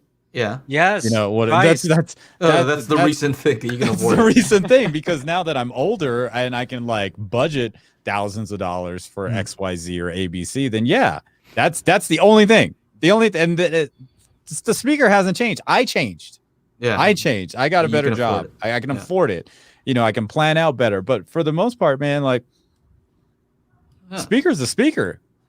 How much more can you do? Like, you know, make it gold? What about the Linar speakers and stuff like that? I guess the way that they're setting them up is a little bit different. The line array? Yeah, correct. Yeah. Oh, so I'll get to that in a second, but he was kind of mentioning how, like, vinyl, there's a vinyl resurgence, right? And you're like, oh, look at vinyl comeback, right? And then I looked at this other graph here. So they're saying, oh, vinyl's making a huge comeback, right? And then let me see if I can see this. Zoom out a little bit here. So vinyl would be like this little gray area compared to, like, streaming and digital. It's like, that's nothing. Convenient. Like, what are we talking about? What are we talking about, bro? We're talking They're about making maybe Resurgence, and then, like, look at it, it's like this little tiny thing. Maybe like 1 to 2% of the full market share. That's what I'm right? saying, man. If you look, I forget who I follow on Twitter, but they always post the like how much like 4K Blu-rays and DVDs are purchased, and it's still 90% DVD. Who the fuck is buying? How many people are buying DVD? A whole bunch of people Okay, are buying $5 let me DVD. ask in this. that Walmart How many- bucket. How many of you guys have a turntable right now? You guys have a I don't own one. I'm a you- DJ, so Yeah, you I have know, to but have do one. you use it? Is it connected? No, they're in storage. They're from 2001. I actually sold my Techniques because I wasn't listening to the vinyl that I just purchased. So I sold that thing, I don't know, for like $1,700. Yeah. Or something like that. But So anyway, that's why I'm kind of like going off on HiFi right now, even though I have the HiFi Summit, right? It's just kind of bugging me that there's not a lot of innovation that I see. What are they doing? They're making more expensive stuff. They're making it look a little different, and so now that's why everybody's arguing, because there's nothing to really talk about. You know what I mean? Let's just argue about cables or something. I don't know. What else can we do? I mean, We're getting you bored could over here. argue about bit rates and like how, I know they're trying to make, the experience of digital just like a vinyl sort of, with all that.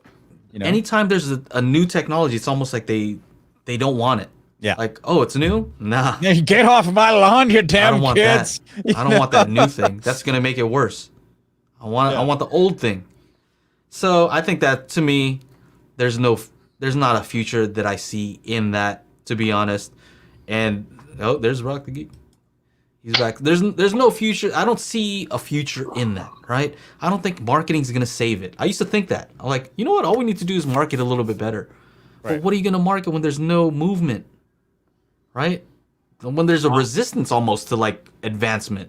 I'll give a sci-fi concept that probably would kill it. Wait till you get a proper digital streaming or whether it be audio or video directly to your brain.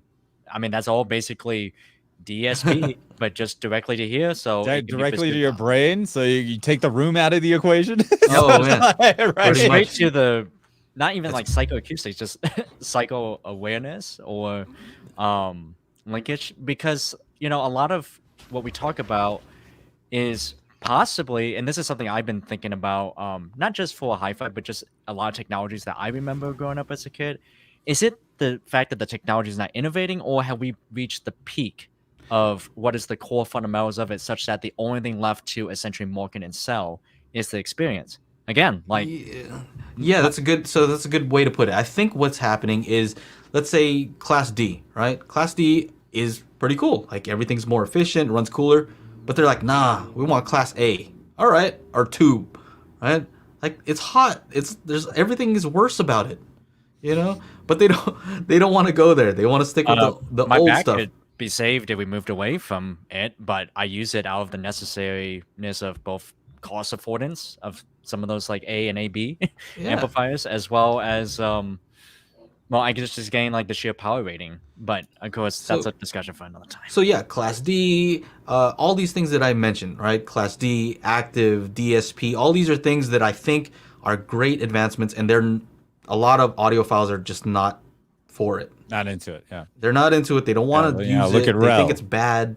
Yeah, Rel won't add any DSP to their subs, right?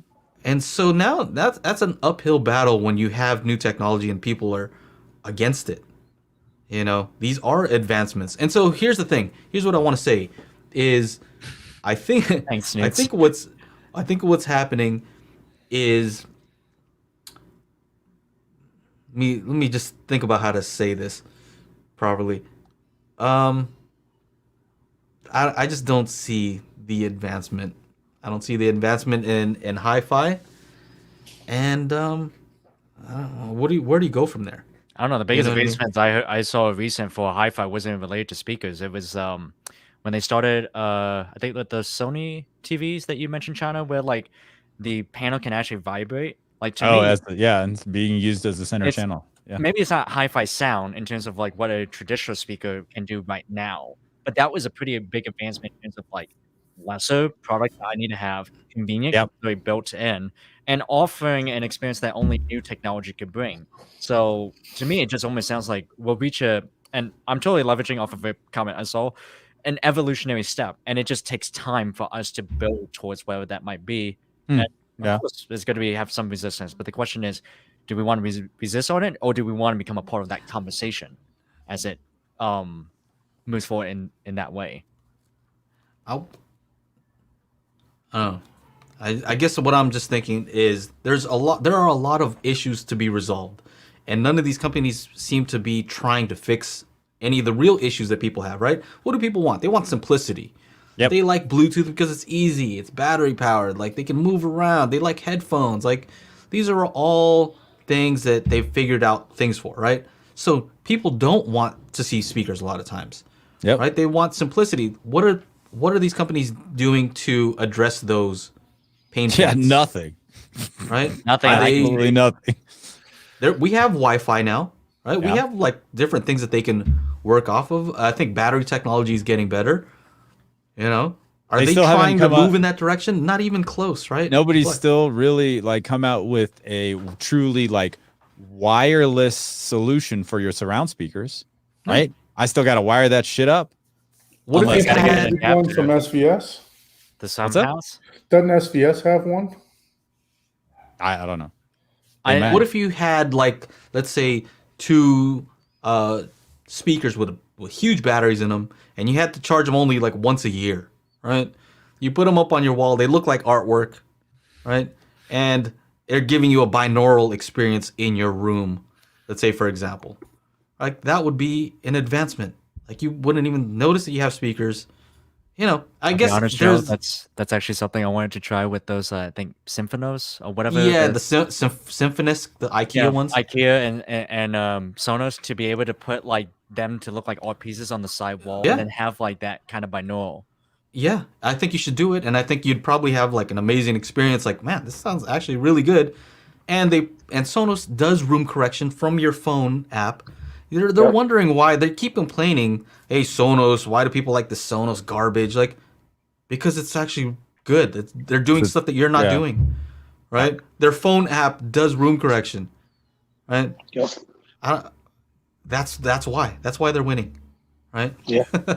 I'll be honest, as like an enthusiast, I would love it if I could like customize it more after they calibrate. That's the only downside I have Yeah, with more sure. Apple-like Right. products. But that's something that I, as an enthusiast, would be willing to pay. I understand maybe that's not the experience everyone's looking for like a beginner or just someone who wants convenience. But that would be the next step I would feel if the market share is obviously sufficient for those companies to approach. But again, the only people thinking about that tends to be all these newer companies. Like, so you mentioned the Sonos Arc. Somebody mentioned Sonos Arc. I've measured that, and it's flatter than some of the high end, like the hi-fi Speakers, yeah. speakers that I've reviewed. Like, how can they get a flat speaker? Oh, because they're using DSP. Oh, wow. Oh, You know what I mean? Amazing. I mean, it's not like a bad thing. It's not like somebody in the Olympics that's like, doping or something right before Yeah, a race or, it is. or That's some what they, bullshit. It's not that situation. Like they're using that's because they're using DSP. Okay, cool. You should Well, too. if you put DSP in, can your speaker be better? Well, yeah, Probably. but we'd From have an to put- engineering perspective, you're solving a problem. You're solving a problem. Right. Yeah, but it's not analog. You know what I mean? It's kind of like, oh my goodness.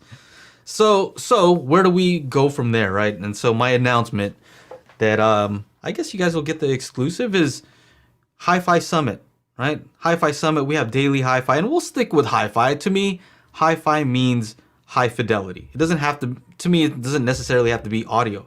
We're trying to reproduce the source in the most accurate way possible, whether that's audio or video, right? But so we're kind of taking the name and we're doing our own thing with it, and that's what I thought I was doing with the HiFi Summit. And it started off from the cancellation of Axpona and Rocky Mountain, which were both hi-fi, high-end Related audio event. shows. Yeah. But now that I see Cedia and what happened there, and I'm like, I don't know. I feel like there's an opportunity there. And so I said, you know what? I do see some movement, not in hi-fi, but in home theater and audio and video. So this upcoming event is going to be called the AV Summit. And I want to include not just audio, I also want to include the projectors and TVs. I think that's all interesting, and I think they all go together. Most of the people here are interested in both. audio, video, the whole experience. And so that's what I'm trying to do this next event. I think it's going to be huge, and I can use everybody's help. I got Sean on board, so I know that I'm in good hands. That's all I need right there. Right? So anyway, that's kind of the announcement. Yeah, that's the mock-up logo. Angela made it a little nicer, so Where do I sign, Joe?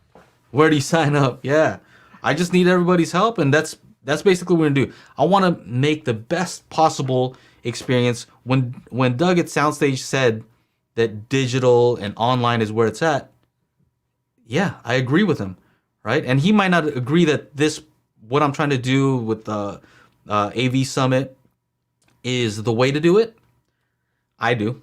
I think it's the way to do it. I think that there's a lot that we can do online and a lot of things that we could do better than what I did before, but nobody else has done it. This is going to be our fourth one, our fourth event. So every one we try something new, right? So the first one was just the first of its kind. Nobody had done it.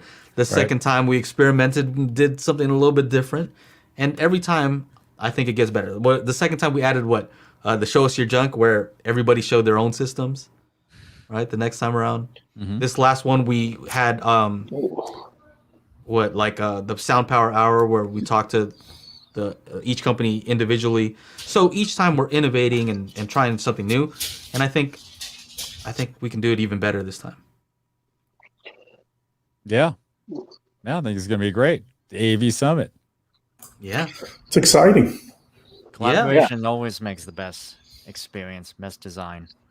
What's that? Collaboration always makes the best design. Yeah. So I have a question for you, Joe. Yeah, let's bring it. Does that mean that I'm going to have to log into a new website when it comes time for this?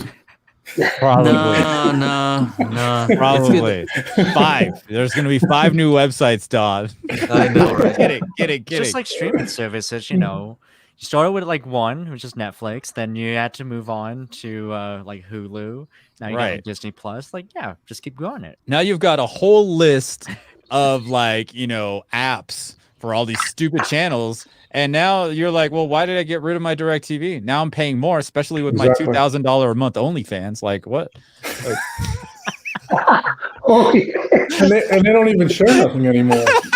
I'm just kidding. I had to throw that in there. If you guys are awake. I'm not sure what he's saying over here. Who would purchase $1,000 AVR? Okay, these people would spend $1,000 on an AVR or $1,000 on a TV. My coworker makes 6 figures but won't spend $1,000 on home audio. Yeah.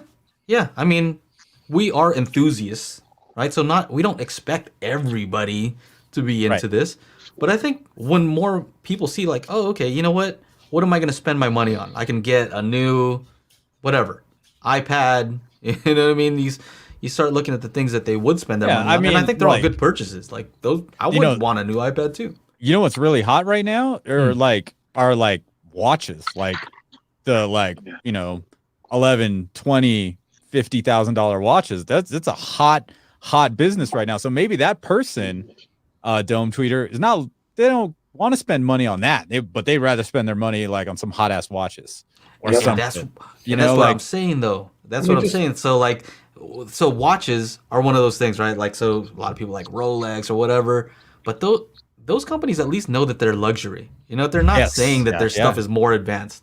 They're just saying, you know what? Successful people wear Rolex. Their value is that brand. Not saying that they don't make quality products. Just that's why you should buy it. They're not even pretending, Whereas a lot of these high-end audio companies will be like, well, ours is made of gold, so you know what that means. I don't know. What does it mean? It just means it's made out of gold. I have no idea if that makes it better or worse.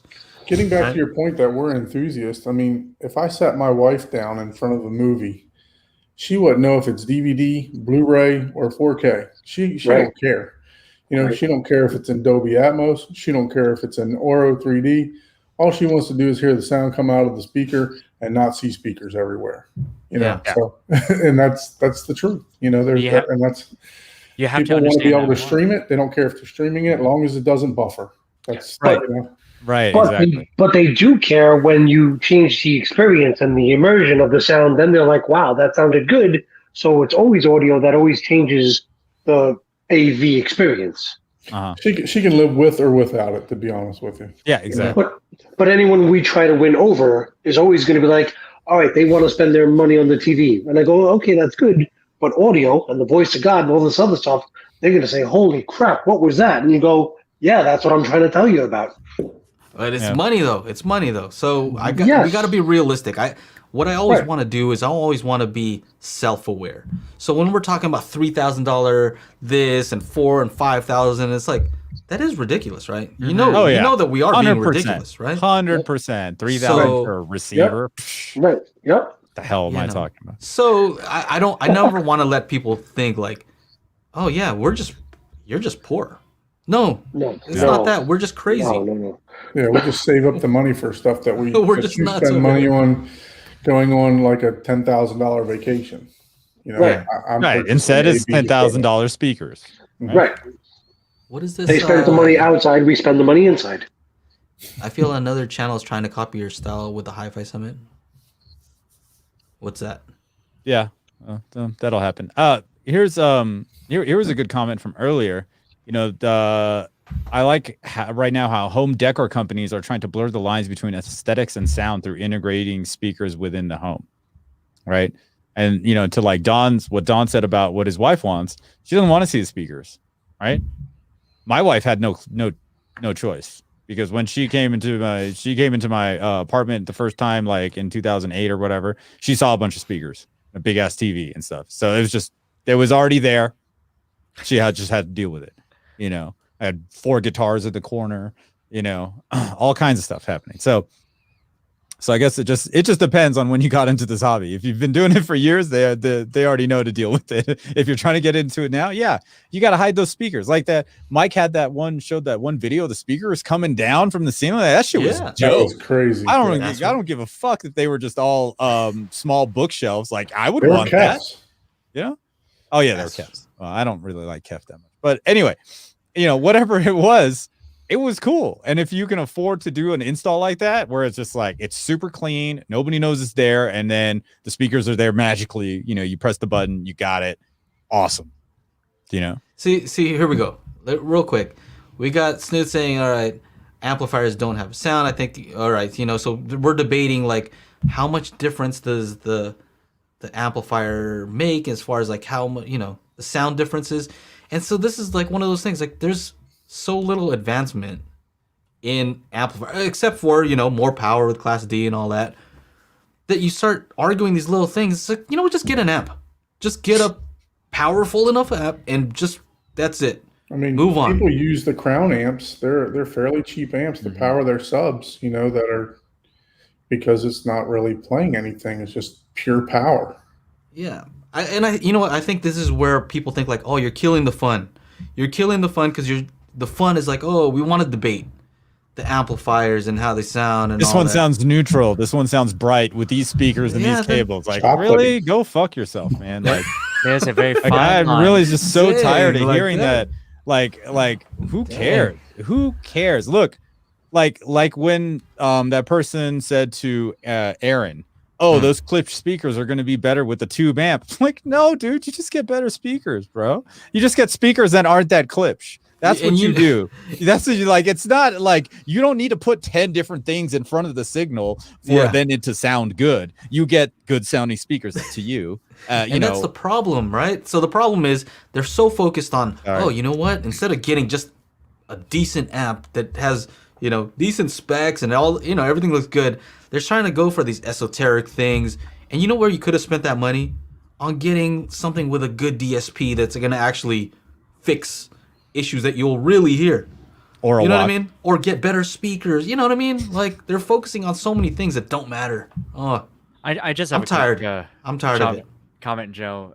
Speaking about like, you know, healthy debates versus unhealthy, to me, it often feels that when you reach the pinnacle, like assuming general people in the community or maybe even the average user, consumer, listener, whatever, knowledge is of a specific space, you know, there's a very fine line between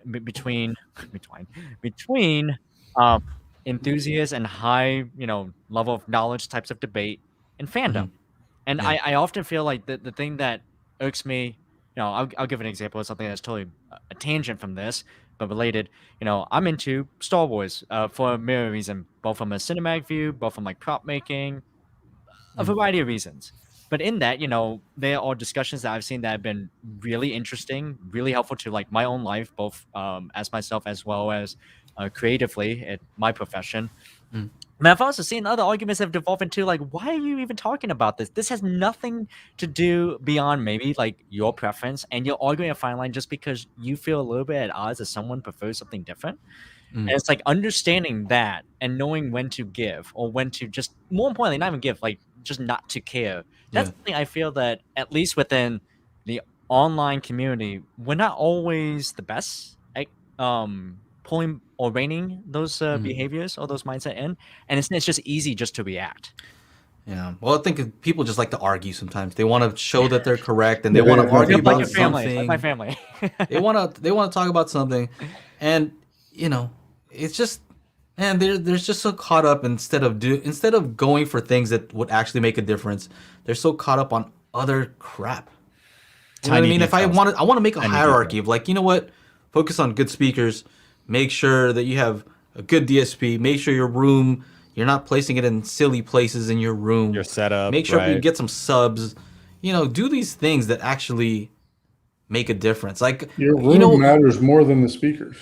Yeah, and here's the thing: is the difference between somebody who's gonna have a Bluetooth speaker and decent bookshelf speakers. The difference in sound quality is huge, right? Soundbar. I don't care if we're talking about that Sonos soundbar. Right?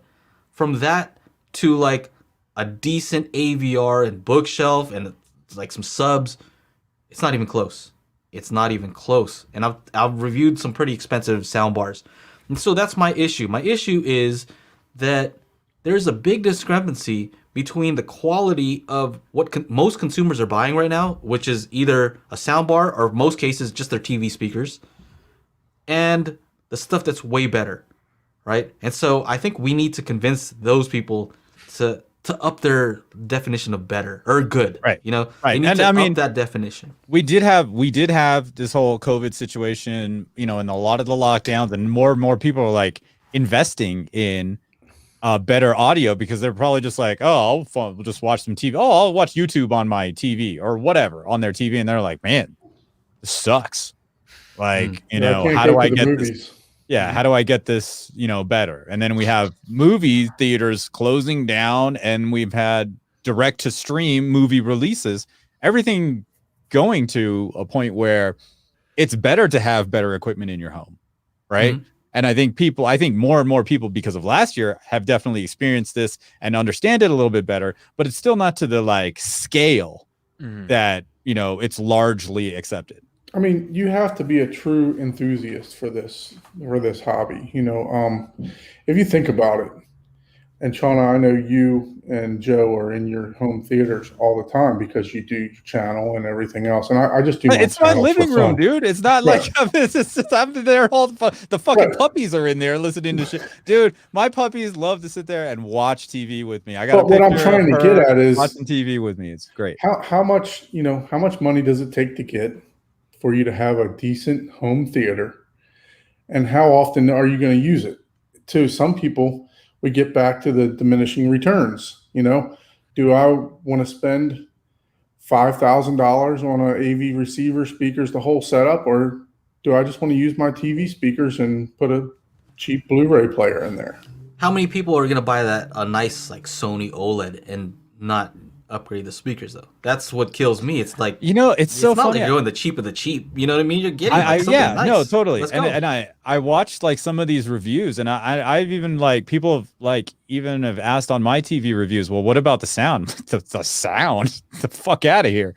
like I'm not like, get something better. It's but now I've been like, okay, in a bedroom situation, you're 6 feet away, it's probably okay. In a living room situation, a bigger living room, a lot of places have open floor plans, stuff like that. You got to get something better. But it's funny when like LG's like, oh well, our stand is not just the stand; it slopes outward so that the sound goes down and out towards like.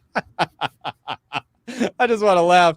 Yeah, they're gonna get like regular people with that bullshit, but like for the most part, everybody knows you're gonna have to add something else. Like that's just the way it goes. But majority of people, again, they want the simplicity.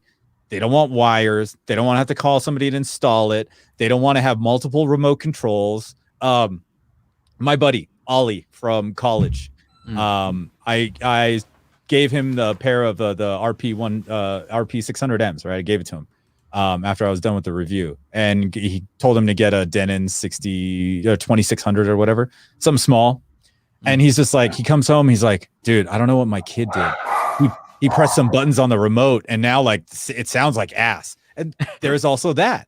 Like there's just who knows what the kid did to the receiver, and now they can't get the sound properly. So there's like the troubleshooting aspect, like the whole simplicity, issue is actually very big, right? How can they just like, you want to Ron Popeil it, they want to set it and forget it. And that's it. That's why I'm looking at the Control 4 right now, because I want my wife to be able to walk into the theater with my son and say, watch Kaleidoscape, and that's it. That's why I'm looking at that. I know there's other options out there too for that, but I am looking into that. But and just for the convenience, because if not, I know she's not going to use the theater. She's not going to go through the process of turning on 5 remotes, and then trying to figure out what movie to watch and everything else. So with the Kaleidoscape, it shows the movies right on the remote. Oh, so you can actually scroll right through with the new Neo remote. You can scroll right through it, and so that's going to be my next purchase. Nice.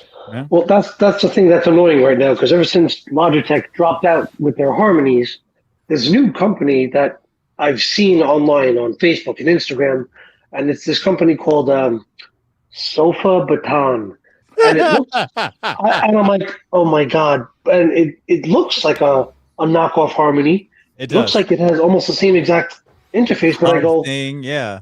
I'm like, what? I'm like, is this thing gonna work? Is this gonna be like the next easy remote, or like is Harmony gonna be like, oh, like a Dave Chappelle, gotcha, bitch, here we are, we got it back.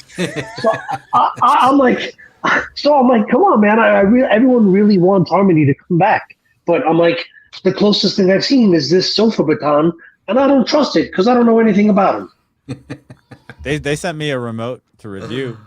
There'll be some reviews on Sofa it. Yeah. Baton, like a year and a half ago. Maybe they're They have different. a new version out now too, or coming That's out what you're talking about is the new version. The one I had was absolute garbage, and so I told them I'm not making a video of this thing because I don't have the time to like waste just trashing of your product. So and they're like, what was wrong with it? I'm like, well, the activities was completely fucked. The whole and so I found a workaround, but it took me. I had to manually program the volume buttons to do the volume of the TV, and the other buttons to do the Apple TV. To control the Apple TV. So it's one of those things. So hopefully they fixed it. I don't know. I've seen it. One of the guys in the UK, I think, or I forget.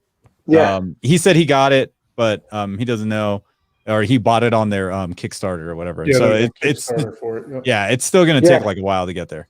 Right. So this new one is like the one you have or you got was like a $50 one on Amazon. Yes. This new one is like, I don't know, $300. $200, yeah. Yeah, it looks like the Harmony 900 or whatever it was. And I'm like, okay, top half is touchscreen, bottom half is buttons. I'm like, did you guys do something? Do we finally have a replacement, or are we just sitting here like this? Yeah. Hey, Jonathan, thank you so much for the super chat. Big fan of Control 4 and the Neo. I had Savant and am much happier with the C4. Okay, cool. Good to know. Thank you for the super chat. And Jonathan, I'm hoping you're enjoying your 6700. I know we gotta get you some Focal speakers to match. So I'll be in touch. Says he plays with his Sofa Baton. He plays with his baton at the sofa. All right, so here we go. Real quick. Since the whole integration stuff is the future, such as HEOS, AirPlay, Sonos works on AVR soundbar systems, next step would be the processing of the AVR taking over along with REW and Dirac Live. Yeah, all right, so here's the thing. Here's, based off this, here's an idea for you, Sound United. Yamaha, you probably won't do it. But here's what you guys need to do, right? I don't know if this is even possible, but how many times have you been watching like a movie, and maybe you're in the kitchen, and you like right now I have a Google whatever that thing is, the kitchen one. Like I just want to hear the sound over here. Like I'm over here and the TV's over there. Can you like send the sound over here? Is that possible? Like I have a Are you speaker talking about over like here. kind of like separate zones, or to have zones play simultaneously? Yeah, a separate zone, but like wireless. I'm Like, not gonna moved from, wire like, it the to my home kitchen. theater to like maybe the living room or something. I want to still hear what's going on, but can you give me at least like an experience that is akin, not necessarily the same, but akin to what Well, you I have a experiencing? speaker in the kitchen. Can it play the sound wirelessly? It's coming from the AVR to the kitchen. Like that seems like a simple thing, right? Maybe if you had the Denon Hios, maybe. That's what I'm but saying. Not that Google thing. So what you're Not saying that is Google thing. Can Since it do there's it? so many different manufacturers making kind of like the similar thing, they should all be on the same one protocol so we can mix and match with everything, right? I mean, ideally in a perfect world, isn't that what we would want? Like, say you got your Google speaker. Yeah, I want it to work with my Marantz and my Denon and the audio control and the Yamaha or the whoever, instead of them having all these proprietary things that who's buying into? Who buys Denon Hios? How many people, you guys in the chat, have Denon or Marantz Hios speakers? I've listened to the product demo in a Best Buy. Yeah, right. Yeah, you saw that shit. Well, look, Sonos. I mean, not Sonos, but what is it? Spotify can do it. Like you play a song and you can choose where you want it to play. You can choose AVR. You can add the other one. And that's so just how about if Bluetooth, you watch? right? That's just How about Bluetooth. if you watch whatever YouTube? What if you watch Disney Plus or Netflix? Can you do that? I know You Control cannot. 4 has the distributed audio, so it can it can be distributed to multiple zones. Now, I don't know if you can take it from your AV receiver and do it, So I'm not sure yet on all that, but I do know that you can. I've done that in my title and house. stuff like that. So I've done that in my house. So on my Onkyo receiver, zone 2 is analog. So you have to take like your cable box and say, all right, I want to hear the baseball game while I'm in the kitchen. Even though I can't see it in the den, you run analog RCAs to satellite. And then you put zone 2 on satellite, and now it's analog, and now you can hear it in zone 2, which is my backyard and my kitchen. So you got to do some stuff. So You can make it happen. it's still some steps, and it's not as easy. It has to be thought out, and you have to figure out how to get it the signal over there. Right? I ran wires. I did speakers outdoors. I did speakers in the kitchen. They're all going to the receiver. I have a speaker input selector. I have analog wires to make it work, but like you said, wirelessly. I did it wired. Can you do that? Okay, so here's a question. You seem to know a lot about Sonos. Can you do that with Sonos? Let's say if you have a Sonos soundbar, can you say, you know what? I have a Sonos over there in the kitchen. Can I just make the sound from the TV or whatever I'm watching also go to that other speaker? There is I think it's called party mode. And when you turn on party mode, whatever's playing, blasts the whole house. Even from video sources? HDMI, you know what I mean? Like, yeah, that's what I'm not remembering. But I know audio you can, but video. So there's no direct function, but you can appropriate it with like the other modes. The audio apps, yes. My whole point is, if anybody could do it, it would probably be Sonos, and that's why they're selling stuff. Because they're solving issues like that people care about. It's a convenience. It's convenience. Yeah, I mean, if you're watching a movie and you want to get up and use the bathroom, and you got other people watching the movie, you can still hear the audio in the bathroom. That would be there. nice. It is. Yeah. This reminds me of like all the troubles I've had just tinkering with like Home Assistant and dealing with small products that are from so many different companies. Yeah, man. Well, look. Oh, are we almost on 2 hours? That's crazy. 2 hours. So, holy Christ! I'm excited about AV Summit coming up October 25th to 29th. It's coming up very soon. We have lots of companies to call, Chana. Joe. Video companies, audio companies. So a lot of people always ask, like, how can we help? The way you can help is contact some of the manufacturers that you would like to see. Let them know. Right? And I'll be posting stuff, so you'll see where to post and what to link to pretty soon. But let those guys know. If you have any dealers or distributors that you know, let's say your favorite shop, whoever you shop from, maybe you might want to let them know, like, hey, tune into this. And, Get them involved. This event is happening. You guys should definitely be a part of this as more shows are moving online, more shows are being canceled. It's a good step in the right direction to get in early on a lot of these things. So, that's usually what I say. Yeah. So one more question. Yeah. The last summit was free. Are Yeah. we paying for this one? Well, my friend didn't die this time, so people are gonna. Yeah, that's the last time I said, you know what, I'm gonna make it free because if you would like to donate to his funeral, is kind of the reason I did it last time. Luckily, no friends died recently, so I didn't mean for it to turn that way. Yeah, no, I got you. Yeah. But my whole point is, I mean, we could, but here's what I learned. I actually learned something. Every time we learn something new, right? Here's what I learned. Is free is not always the best because people were less invested in it, actually. They're like, it's free or whatever. I'll tune in whenever. Versus, you charge just a little bit. Doesn't have to be a lot, but enough But like, people show hey, I up, paid. I'm going to tune in. Even so, your fee is very, very small. So, I mean, I've attended the first two, and had no problem. This one's probably going to be $25 for like That's 5 it? days. 20 Yeah. or $25. It's not about that. We're not trying to make a killing off, attendees. $25. That's, early bird would probably be $20. That's it. But I that's spend more than that at McDonald's. I mean, dude, can you believe the price of fucking fast food just for like 3 people? Like Yeah. 2 people, 3 people. I'm just like, damn, man. I remember back when I was driving, like $5. Yeah, I can get a full meal for $5. Right. That's not happening anymore. You can barely get the burger for $5. Nope. Making me hungry. I know. I'm getting kind of Fi- hungry too. So $5. yeah, anyway. They throw the fries out the window at you for $5. Yes. Any way you guys could help, I would greatly appreciate it. I'm not the type of guy to really try to ask for help. I don't like to ask help. I like to do as much as I can by myself. But at this point, I think the vision is so big that it would be impossible to really try to do myself. I don't have enough time to call all these companies, right? Well, I the need Sean. I conversation need for- everybody's help to do this. Yeah. The conversation's probably gotten a lot larger, since when you first started, Joe.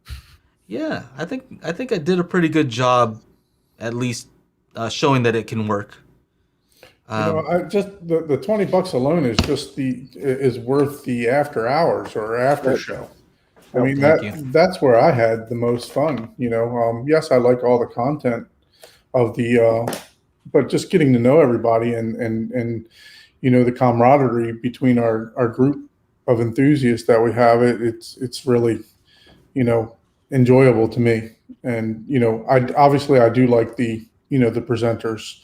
Learning about new products. As you guys can tell, that's pretty much what I do. I look at all the new content and also devices and AV equipment that's coming out. So I would love to have the owner of Lumigen on, and let's say he'd have his own private room like what we're doing here. And if you're interested, you can go in and ask him questions. Hey, I'm interested in your product. It could be a consumer. It could be somebody who's looking to carry the product. It could be an influencer who's like, oh, I want, I'm Chana. I want to review your thing and see if it actually works. All these different people, I want to get them all together and do what we're just doing right now and talk to each other. And so I think that we can do that. We can figure that out.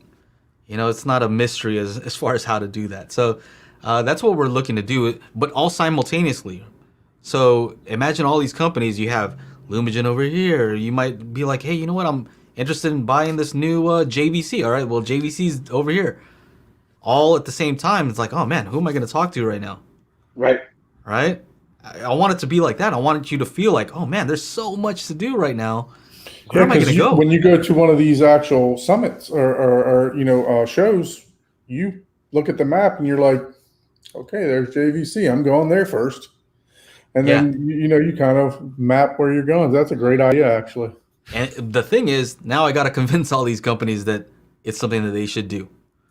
That's the tricky part. So, I think it's going to be a lot easier with some of these AV companies. They're more forward thinking. Whereas with some of the HiFi companies, I don't want to say anything bad about them, but it's Just more say like, it. Just say it. Just say.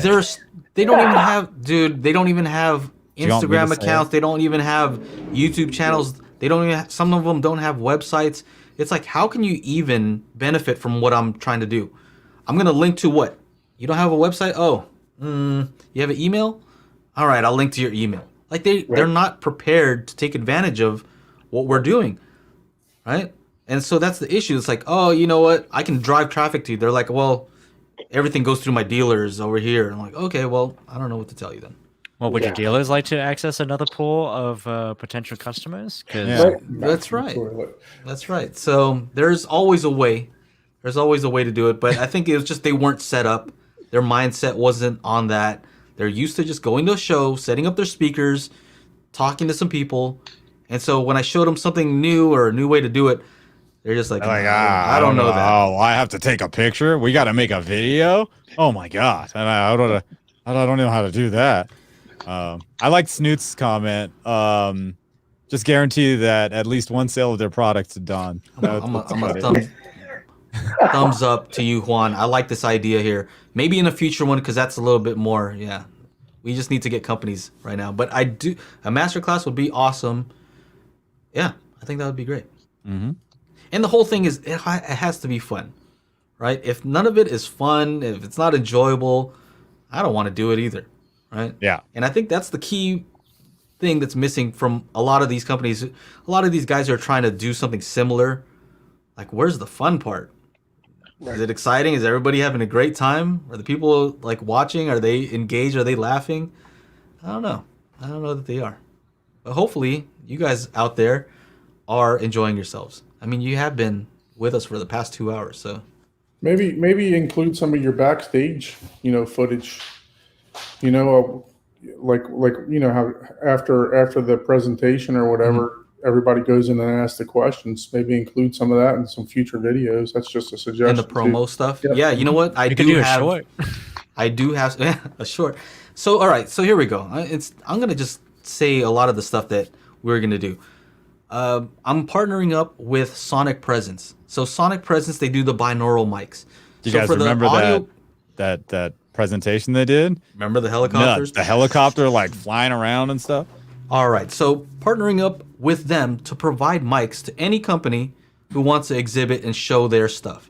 So you guys can put on headphones, and I'm gonna just tell them, you know what? If you're an audio company and you have speakers to show or whatever, something to show, we're gonna send you some headphones. I want you to do a binaural recording. And then I'm thinking maybe we can get some tracks that we're gonna have everybody play, so you can kind of do like a comparison. But now they don't have the excuse of, oh, the hotel room sucks. Like, is this not your room? This is your demo room. If it doesn't sound good, here, then I don't know what to tell you. You know what I mean? You have all the time in the world to set it up exactly how you want it to sound. You have a controlled room in a demo environment that is probably much closer to the representation of your customer's room. Mm-hmm. Yeah. So that's what we're gonna do. We're gonna provide binaural mics to these companies that are willing to do it. Right? They have to play. I'm gonna provide everything. Right? I'm gonna instruct them. I'll call them on the phone. There. I'll show you how to make a video. Right? So what I would like for them to do is I would like Joe from Parasound to be on there and say, hey, what's up? This is what we're showing, and here's a demo. Okay, show us a demo. Play any music you want. Give us that experience. And like Snoots is asking me about it too. When you go to these shows, most of the time they're always demoing music that 99% of people aren't going to listen to. And yes, that's 100%. And I've even been a dude, like, not the year you and I went, Joe, but the previous CES, I brought my records. I brought records. I brought CDs. I was like, should I bring some cassette tapes? Are they going to have cassette tapes? No. And I brought a thumb drive with FLAC and DSD files on it. And do you know how many people would not let me play any of that music? Yeah, like it's the stuff I want. Exactly. And even our buddy, Mr. Andrew, Andrew Jones wouldn't do it. I'll let you figure out his last name. Andrew. He had 4 tracks on those Carinas. That's it. Just those 4 tracks.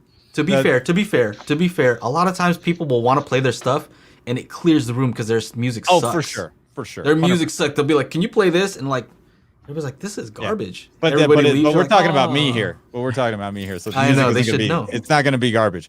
Do you know who I am?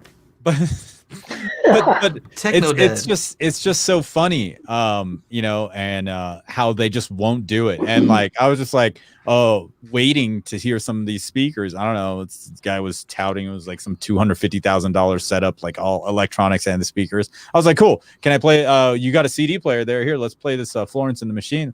Let's see if there's a bump in the 2 to 6K range on those speakers. He's like, what? Let me talk to the guy first. Not allowed. You know, Denied. The It's like I was going to play speakers Stairway to Heaven or some shit. The quality speakers sometimes will also bring out the bad recordings too. So Exactly. it makes the speaker sound bad. Yeah, so why would you buy that? like, why would you make it that way? Would you want to do you just like and then half the time is like, oh man, hey, can we bump down the treble a little bit, turn up the bass? And they're like, oh no. Like, what do you mean? Oh no. This is what I would do at home. It doesn't make any sense. And of course they are in a hotel room, which the only time a hotel room demo actually sounded good was some screen. It was a screen guy, but they didn't have just a screen. They had a JVC projector, they had an audio control separates, and they had an awesome Dyne Audio Evoke 5.2 setup. And we watched the helicopter chase in Mission Impossible Fallout. Boom! Do you think Way they better. used room correction? Oh hell yeah! They were using D-Rack, dude. Oh my god, it sounded so good. It sounded way better than the Atmos.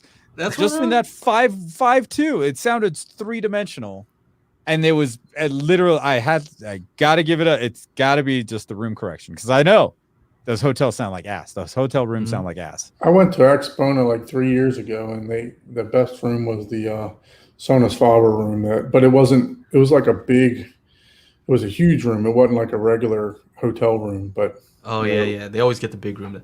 You heard that, Kanga? He said Sonus Faber. So yeah.